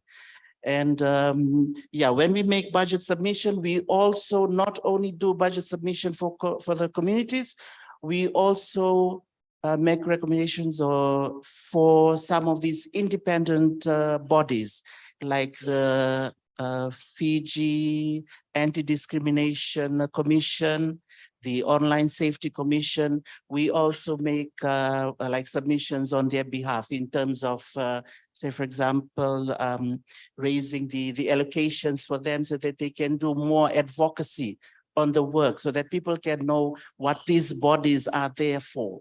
Because when we go out into communities, because CCF is a human rights, more like on human rights, they'll ask the question, okay, if we see a human rights violation in our community, who do we report it to? So that means that some of these communities, they don't even know that there is a body there that we can take our concerns to. Okay? So that is why we want this type of bodies for them to have, but the problem is they don't have the funds for them to do the advocacy work. So we also make submissions on their behalf. Yeah, and for the past 12 years, we've seen a lot of improvement in terms of participation. And a lot of women are participating, and we keep calling them out. Or there's going to be a consultation in Navua at the Namosi Provincial Office. Please do go there. The consultation is not only for those who've reached Form 7. No, it's for everybody. You have to attend that consultation. Let them know what the needs are in your village, or if you want the VAT to be decreased, that's the place where you go to. If you want free education to be removed, that's the place where you go to. You don't come and tell us, you tell them. It's good that you tell them, but then you tell us so that we can also write your submission. But when it comes from the people themselves, that is important. It tells the government that the people of Fiji, they know what's going on around them, what the government is doing. Yeah, and that is the work with CCF for the last 12 years. And we believe that even though the relationship between CCF and the previous government for the last 16 years wasn't really that good, but that did not stop us from always asking the government for us to work together. But with the new government that is running now, we know that once it was announced, CCF had a party because we know we are going to work. And straight after that, Minister for Finance, the AG's office, now they're just calling us up for meeting. So thank God it's a new government. Thank you for that, Seva. I'll give it to Maureen. Maureen, it has been more than 4 years heading the PFM project. And I know that before that, you've held a few others, portfolio within UNDP and other organizations. So, but for PFM in the Pacific, not necessarily only Fiji, what are some of the improvement or the changes that you've noticed in the last 4 years of working with Piango and the NLUs, and also not forgetting the Pasai network? What are some of the changes that you've seen in terms of citizen participation and some movement at the fiscal policy level? So first, as a disclaimer, UNDP has no opinion about any government nor any influence on any political preference. That disclaimer being made, I think in terms of, am I being too close to something? In terms of the changes that I've seen as an observer in the region, first, I want to congratulate Piango and FCOS, because I think a lot of the changes that we've seen are linked to our work. And, we've got Vani on the Fiscal Review Committee. We've got Jennifer from the Development Service Exchange in Solomon Islands, who is in the budget committee of the government. We've got CSFT from Tonga, who is invited by Parliament to every hearing and consultations now. This didn't happen when I first arrived in the country, and this is all thanks to the work of the people that are in this room. So a big clap of applause for you again. The second thing, and you've mentioned Pasai, I think something that's very important is that we're seeing a huge opening and a huge demand.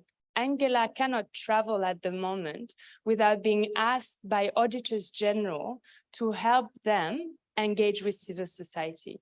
And this is huge because auditors general are basically doing the huge work of actually reviewing in the details all those numbers that everyone has been talking about, right? So they're basically making our job easier to understand and to check what the government is talking about. And they want the auditors general in the whole Pacific region to be able to share better this information with you. And that I think is big, because it's the type of information that will be hopefully very useful for all of you as well. So this is a change that I think is big. We've seen the same with parliaments. We've seen that they're more and more interested in being able to share the information that they have with citizens. And that happens with the budget review of the parliament. So every year they review the budget of the government. They don't produce the budget, but they're in charge of reviewing the budget and approving it. For this, they do some analysis. They look at the budget and they produce some analysis so that the MPs know what they're talking about when they're debating the budget. No, they're sharing this information, their analysis, with CSOs and citizens. It's big as well, because as we said, knowledge is power. So you've got this analysis from the parliament, you've got the checks that the Auditor General is doing, all this information they want to make more available and easy for you to access. And then we've got governments like the government of Fiji this year, who is sending a lot of strong signals saying that they're open to discuss very big, very strategic, very important decisions, as we've heard, how much money do we spend? How do we raise it? What type of growth do we have? Where do we take the money from? Those are big decisions for the future of the country. And they're saying they're open to discuss that with civil society. This is also huge for me, in terms of the signals that we're seeing. So many hopeful stuff. Thank you, Maureen. Summary of the contribution. before I open the floor, we've been talking about participation. And they both brought up a very important point on oversight. We do not only participate, we monitor as citizens as well. Knowledge sharing. How are you going to impart or share the knowledge that you acquire, from these type of spaces, and also the enabling spaces? One of the things that Siale and Vani normally say, if they don't create a space, that's okay. We'll create our own. And this is one of those spaces that we've created for us to participate in. So I'll open up the floor for questions. I'll take 2 questions for now before I ask, or 3 questions at a time, before I ask our fellow panelists to respond. And we also have Madam Sal in the room. Feel free to respond to some of the questions that, and have an intervention if you would like to.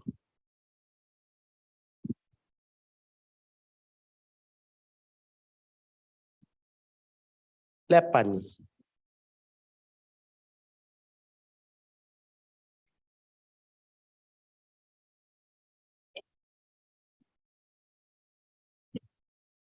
Bulabinaka, ladies and gentlemen, thank you, Maureen and Seva, for the very enlightening presentation. Hearing about this budget processes in the last 2 days, I keep thinking about moving forward, in the good spirit of moving forward, not investigative kind of a process. Is there a way of, I hear Seva talking about monitoring. Is there a way of trickling down budget results back to the community from the last perhaps 4 cycles or 2 cycles of the budget at least, to inform us where we at now and how we have spent in the last 2-3 budgets moving forward? I know we want to move forward, but I think a very important process is looking backwards. Thank you.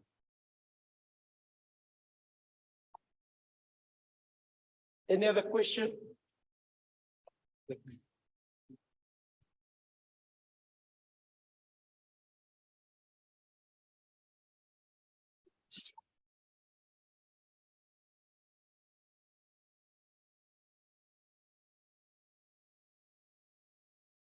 Auntie Dhamma. Thank you, panelists, for the thought-provoking presentations. Seva, just a question for you. If you can rank the 4 main things that people wanted from the villages you've visited and sort of facilitated budget consultations and people recommending that they sort of make submissions. If you can rank the 4 most top 4 priorities that people made, what would they be for submissions to government? Thank you. Thank you, Auntie Dhamma. While Sam is making of his 4 points, we will take another question. Again, just acknowledging both panelists for what they've shared. My question is to Seva, particularly in his experience and the work he's done through CCF. You made a very bold statement that you can't rely on the provincial office. Kali and I were having a conversation earlier about how do we use the existing structures to help filter down a lot of this information. And the discussion about the provincial office came up. You don't have to answer this question if you're not comfortable, but in your view, what would it take to be able to rely on the provincial office to do it? Thank you, sir. I'll give it to the panelists now to respond.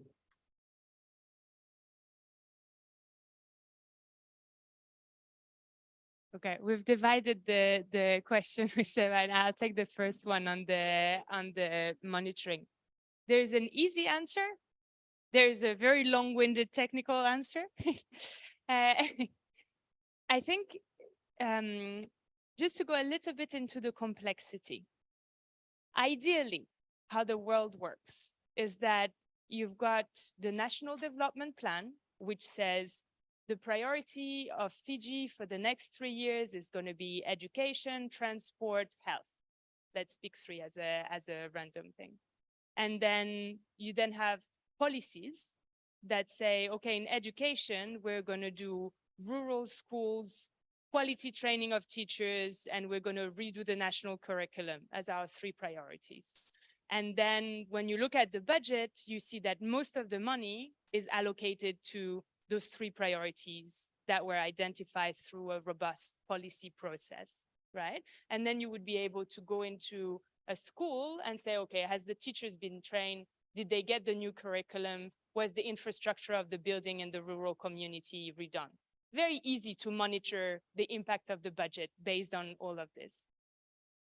What happens in reality is that in the National Development Plan, you usually have 150 priorities. Then you have sector policies that are wish list with another 70 priorities for each sector, because there's so many needs and so many things that need to be done. And then the decision happens at the budget. So the priorities are not decided at the National Development Plan. They're not decided in the policy of the Ministry of Education.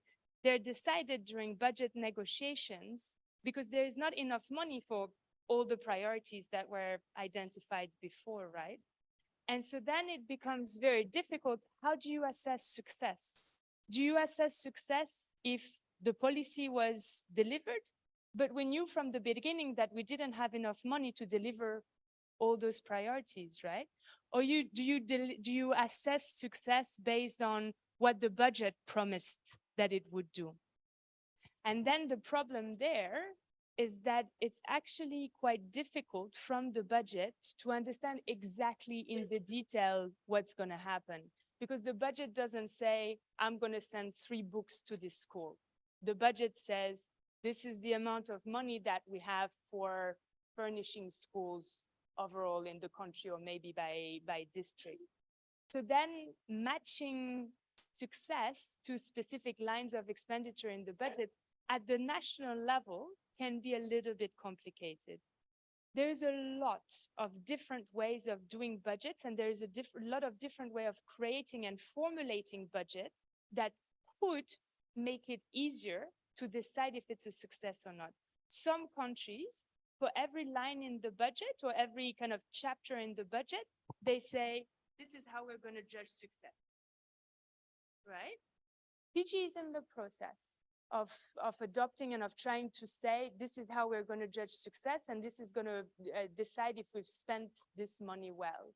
The other way of doing it, I think Vanni talked about it a little bit yesterday, is the type of information we collect during the budget. For example, the impact on women, the impact on climate change, how all the money that we're spending relates to the big priorities.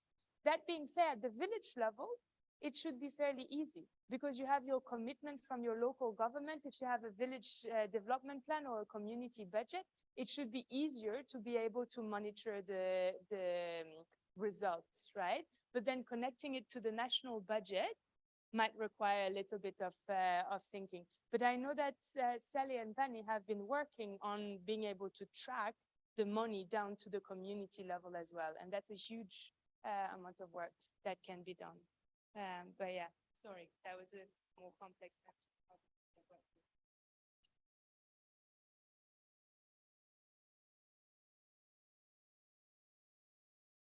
Thank you. I'll answer them as first question. I believe the 4 common needs from the most of the areas that we've worked in is water, transport, also includes roads, communication, and electricity.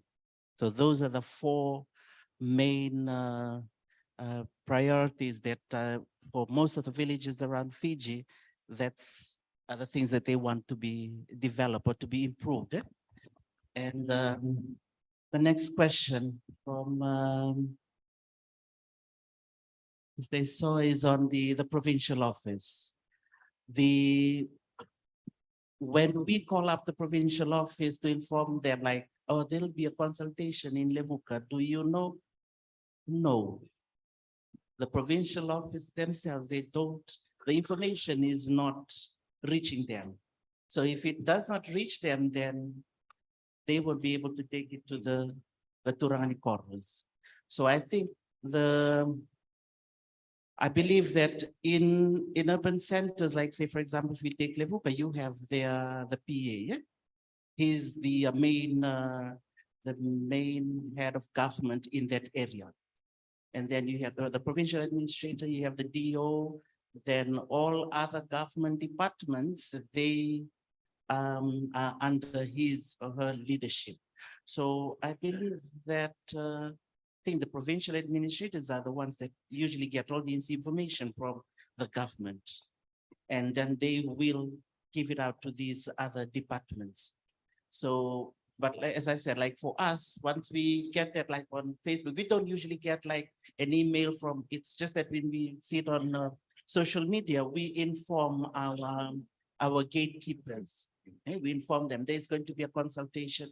We don't wait on the provincial office to inform the village headmen, but then we inform them. We've already informed the Turani Koro from these villages, they will be attending that consultation.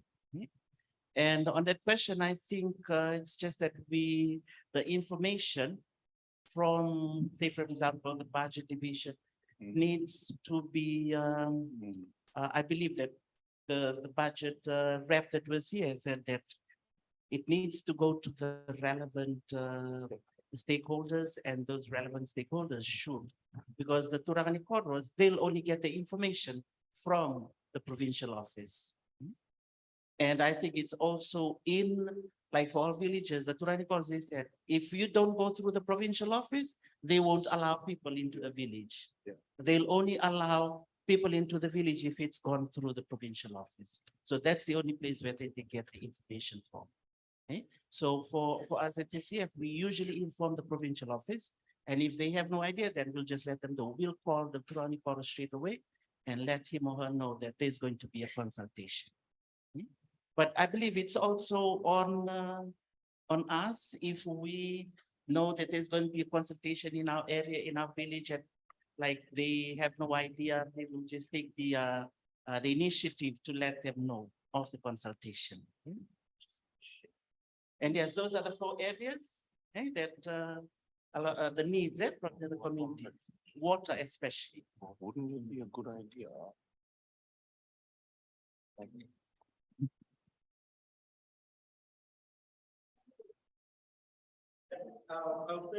you for the responses. We'll take another round of 3 questions before we continue with the question and answers. Go ahead.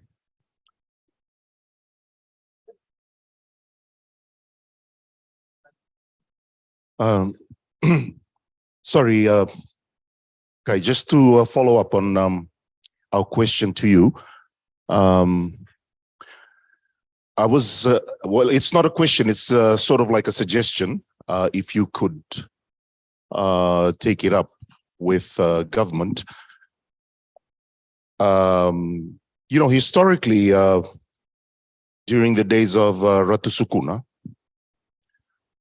the trickling down of information from the colonial administrators down to the villages and the districts, that was basically what Ratu Sukuna did. He was the moderator, so to speak, between the colonial administrators and the Itaukei community. Wouldn't it be a good idea to merge that, to bring that back to life concerning, you know, the things of the modern age, like today with a budget, and use that and use our traditional down to village level. And I suppose maybe a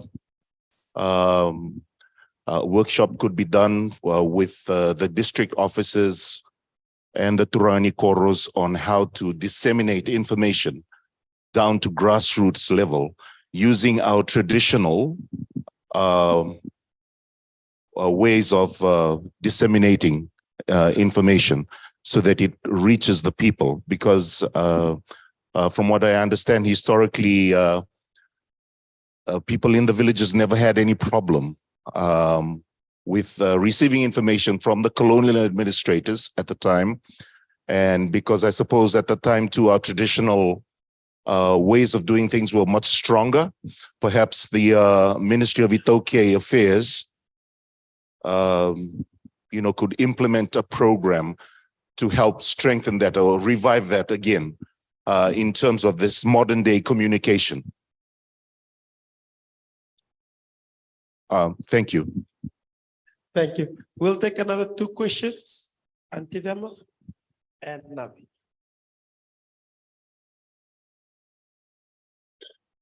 Thank you. If I can have your indulgence, my question is for Marie.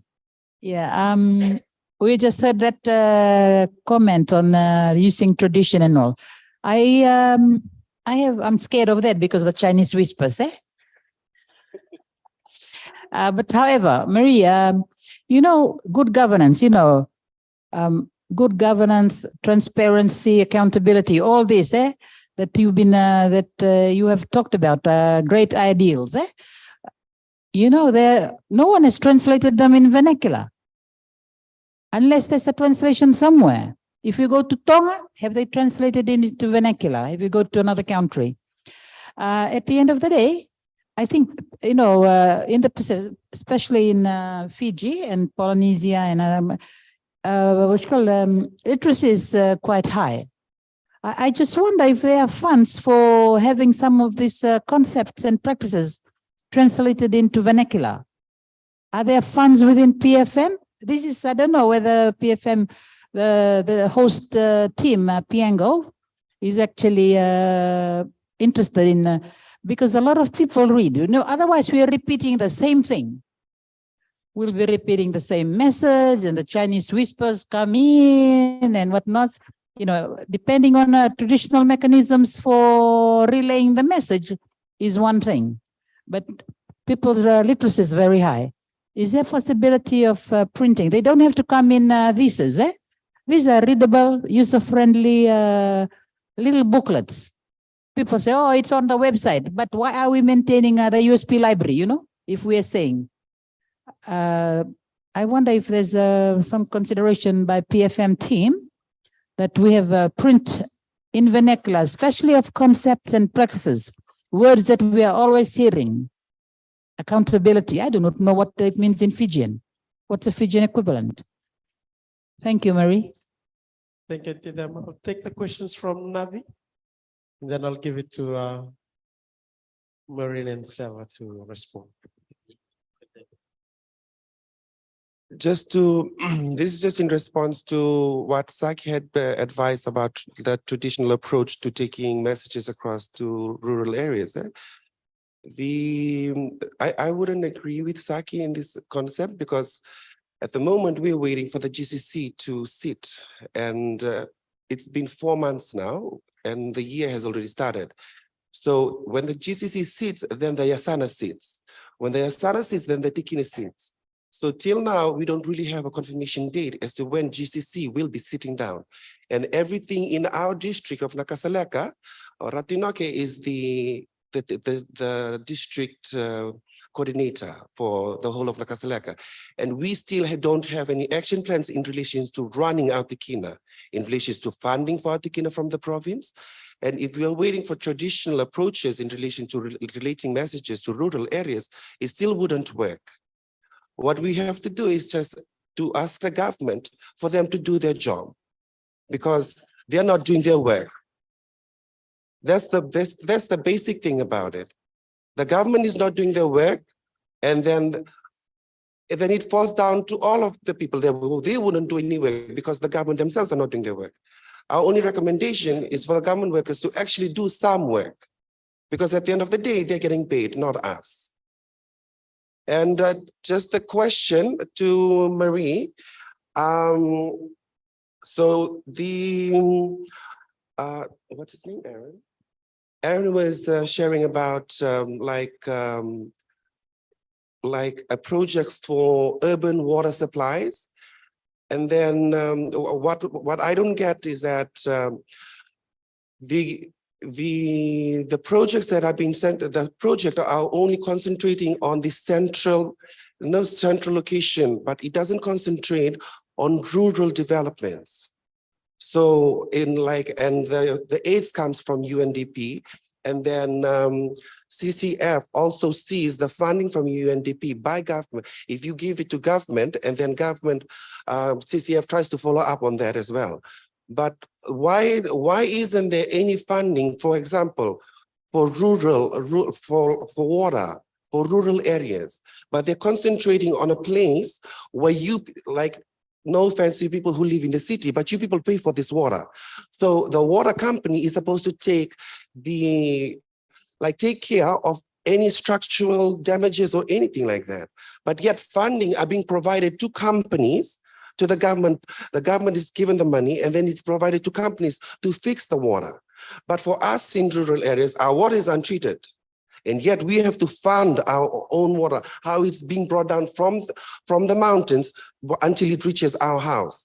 So there's more funding given to centralized areas, and there's no funding given to outer islands and rural areas, which majority, there's 10,000 people living in Kandavo, yet we have to fund our own water. Yet we are voting, we are buying, we are paying taxes as well. But yet we don't see any changes.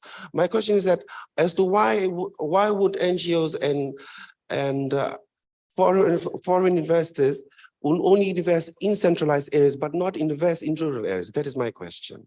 Thank you.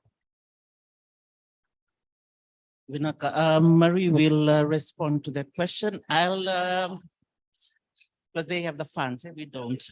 I'll just respond to that question, more like a comment on the traditional. We used to call them Irunambuli. These are the ones that relate the information, they take it around. But now that we have cars and some of our rockers, they just want to get on the car so that they take the message. So that is something that we need to emphasize. That people pay your provincial levy so that the rockers can reach your village. Then the message can reach you. If you're not paying for your provincial levy, then forget about the car coming to your village and you won't get the information. Because that's what, when we go to the provincial office, that's what they are telling us. We can't go to that village because no money to pay for the fuel. And where are you getting that money from? Because they go to the Itoke Affairs, the provincial office, they only get like the grant from the government. The others is from the provincial levy that we have to pay. So if you want a rocker to come to your village and tell you to Ranganikoro the consultation, tell the people to pay their provincial levy. So if it's not coming to your village, the information, that means you people are not paying for your provincial levy. You should not be part of that province. Especially for the people from these big islands. I think that's just because when we go to all the provincial offices, we ask them, why is this information? Oh, Naita, because we don't have the money to the fuel to pay for the car to take us out. And when you look at the provincial offices too, you know that they can't walk. So they need the car to take. And some of these villages, they don't have the network, the connections. They can't call, or they'll relate the message to somebody that they see in town, and they tell that person, can you go and relate this to your Ranganikoro that there's going to be a consultation? But for communities that have been working with organizations, with NGOs, like for example, CCF, when we get this information, we relate it to those communities that we've been working in. But imagine the other communities that have not worked with NGOs. So they only rely on the provincial office for those information. Vinaka.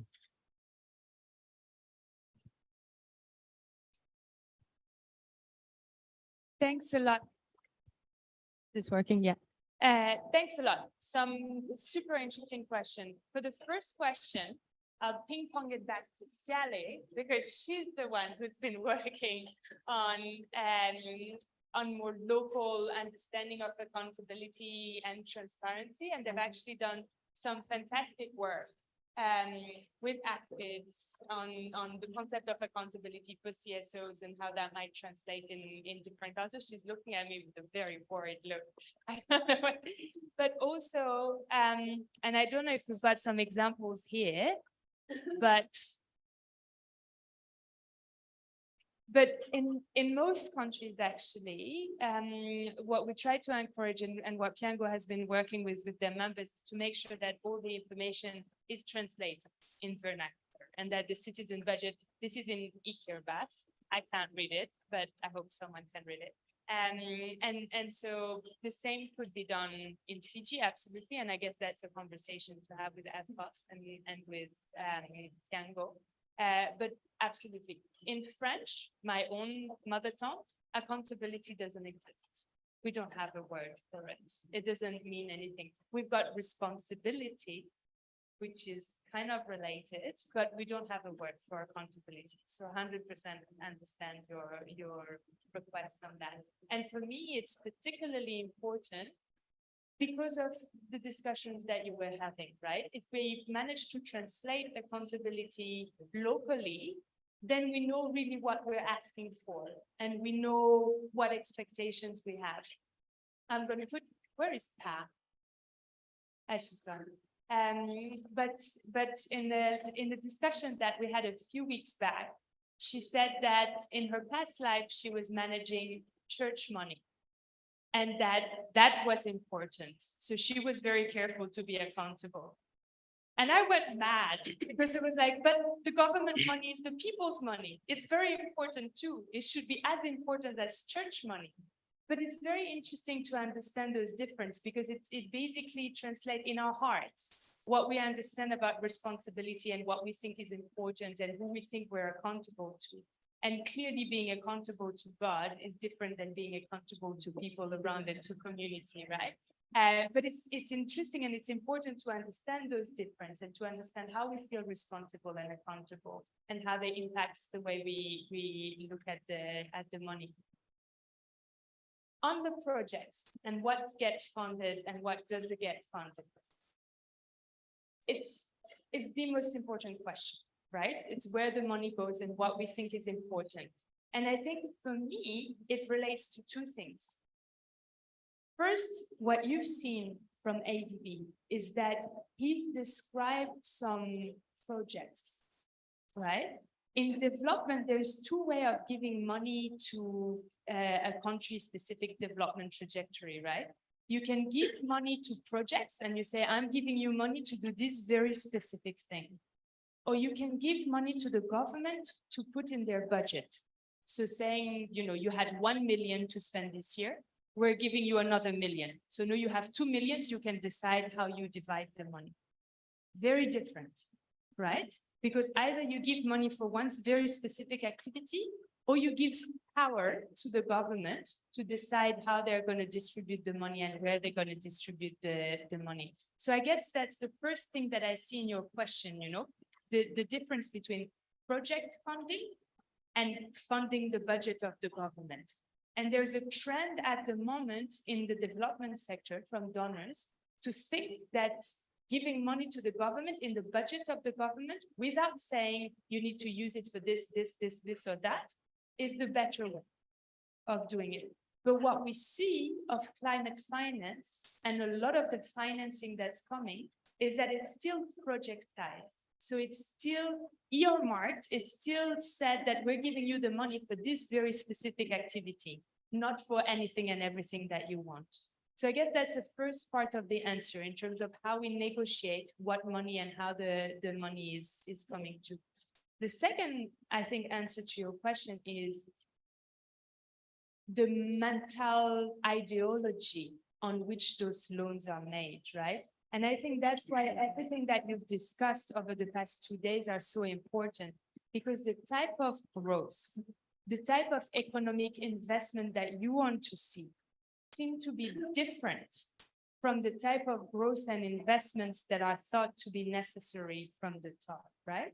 And that's why I think your voices are so important, because you want to see investment in locally bottom-up economy, right? And the opportunity for each village to be able to develop their own opportunities and their own mini enterprise and developments.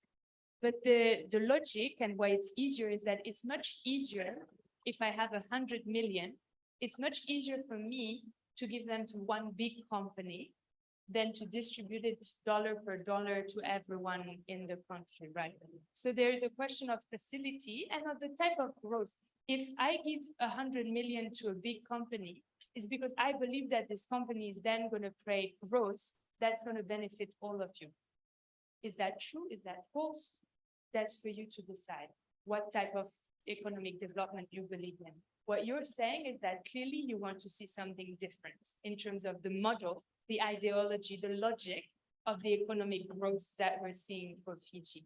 And that's the type of conversation that you can have during fiscal decisions, because that's the type of logic of model of proposals and of beliefs that we're creating in terms of what should be the what should be the model, what should be the type of economic growth. Or should we have economic growth at all? Or do we try not to grow because we believe that it's not good for the environment? But that's the type of conversation that absolutely should be happening at the moment. Yeah.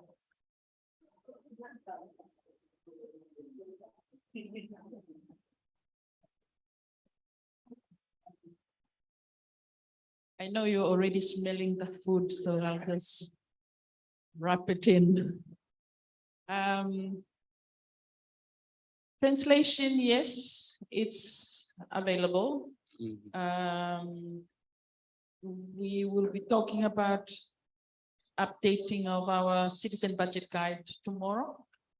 And so it would be really good for you in the room to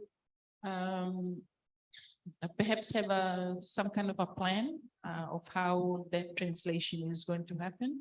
I have to admit that our theme for the Fiji citizen budget guide was given to the Itauke Affairs to translate, and they did not produce it on time to print.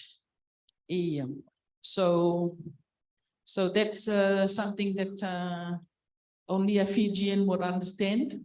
If I could have translated to Fijian, I'm sure it would be printed only probably one copy, yeah?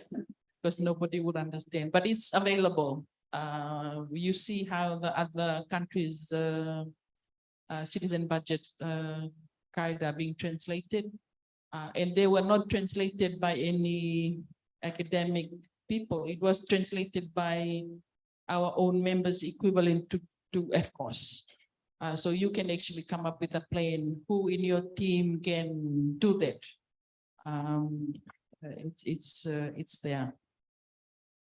The other point, I'm not really sure what I wasn't supposed to respond to, but the other point that I just want to make, because I'm hearing a lot of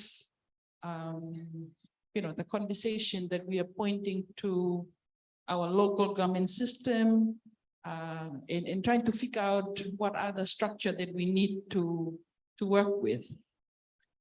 Over the years of working with the public finance management, not just Fiji, but in Tonga and other 7 countries in the Pacific that we are working on this public finance management, similar. When we come to faced with a situation where people are not doing their job, rather than us confronting that issue, we go around and do the work ourselves. That's the Pacific. But that is not what we want to do. We want to start encouraging ourselves that even if it is in our budget submissions, that is not just on issue like water, sanitations and all of that. If we find that it's actually the gaps is within our own local system, government system that's supposed to work for us is not working, put that down in your submission. Yeah, that's one point that we, because it's not just Fiji, but we talk about accountability a lot of time. And I come from Tonga, which is a very hierarchy system. we accountable up. Yeah? And when we start talking about humanitarian space, for example, demand accountability for community and for affected community, it has to be repeated because we like to be accountable to people above us and people that we know that. We also see that in a lot of the development work that we do, when we are sick and tired of making submission to government and nothing is being done, we start fundraising for our own work. Yeah, and said, okay, staff government. We forgot that this is just a save money, our money are being. So we don't, I suppose it's the balance. How do we continue encouraging our young people and ourselves in our community to fundraise so we own the development that we want for our community, but don't lose focus that this is, you know, our money. We keep that accountability of our government and our officials to make sure that they report to us and they are accountable to us as well. It's hard because it's required a lot more of our time and our energy, but for our, particularly our young people, it's amazing to see our young people here. Don't think that this work is going to be like 1 year, 2 years. No, this is going to be an ongoing thing that we will have to be part of this. And so I'm hoping that we are in this space.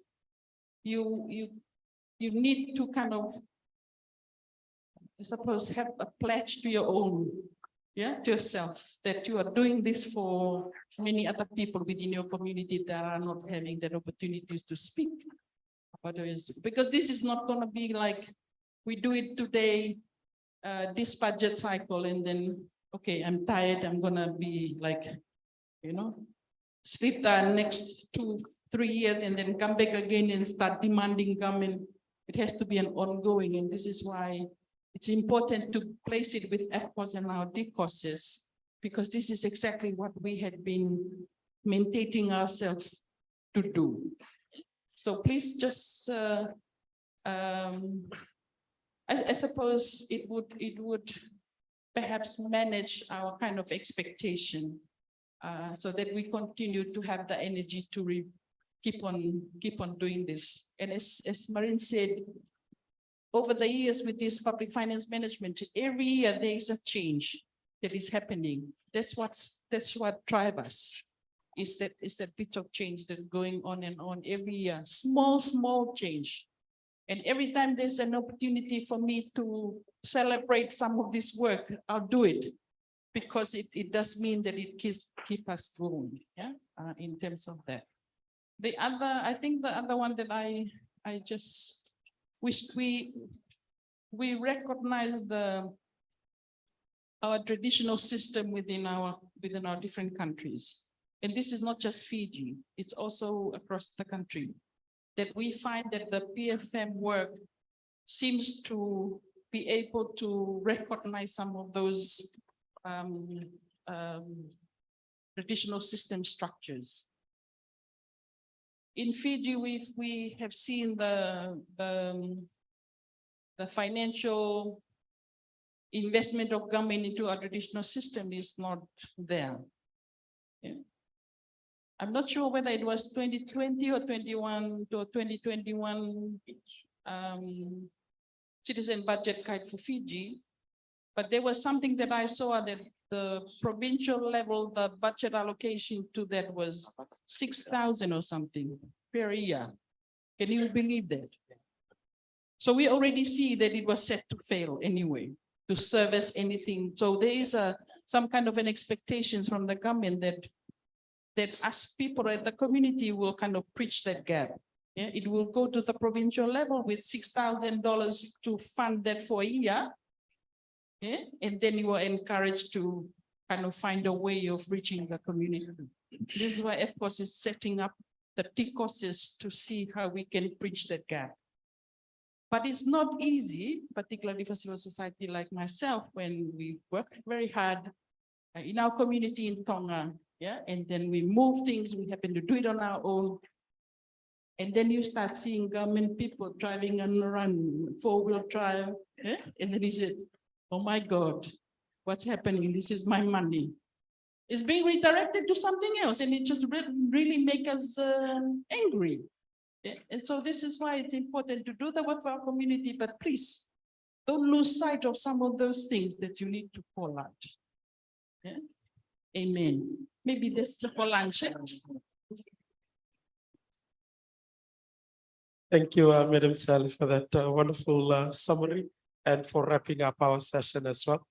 On that note, I'd like to thank our panelists. Thank you, Maureen, and thank you, Sarah, for the great sharing. The reminder on the importance of awareness, oversight, and also participation. And the last point from Madam Siale, follow the money. The best way to participate is to follow your money. So, ladies and gentlemen, that's the end of this panel discussion. Before we break out for lunch, I'll invite my Naita to pray for the wonderful spread that is making everyone's stomach rumbling right now before we break out for lunch. Namas manda tamiki man balong malay kim ta daga bikim ni nasimile bili ko na babi na binak babi na kitingan na nilolom na betul men na tikini awang ko barong may mga tagini sulis sa baro tagito uli pos pakalungan kita kami kanin bulan kini awang gelang boka rawat titingan kinakukaw at maninay tabi sa po menangaraban ni awang miliw mas sana tani day chisu na bukang bulan emini. While we're making our way out for lunch, after lunch, we're going to have FCOS Executive Director is going to take us through SOTU budget. We're going to have a little bit of discussion, but at the end of today, we hope that we're going to have some of our priorities that we're going to take forward into our divisional workshops. Maybe from next week, I'm looking at PA, where we're going to formulate our budget submission, which is due on the 15th of May. So while you're having your lunch, make sure that you're gonna keep that thinking cap on. Don't remove it after lunch because we'll need it afterwards.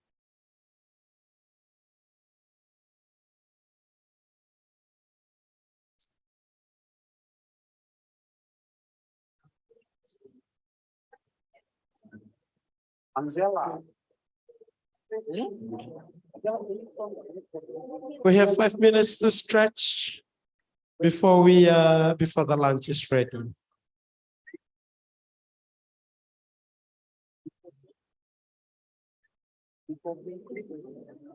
I know it's 1:15, but we'll ask if we can start again at 2 o'clock, because the sooner we start, the sooner we are going to go home.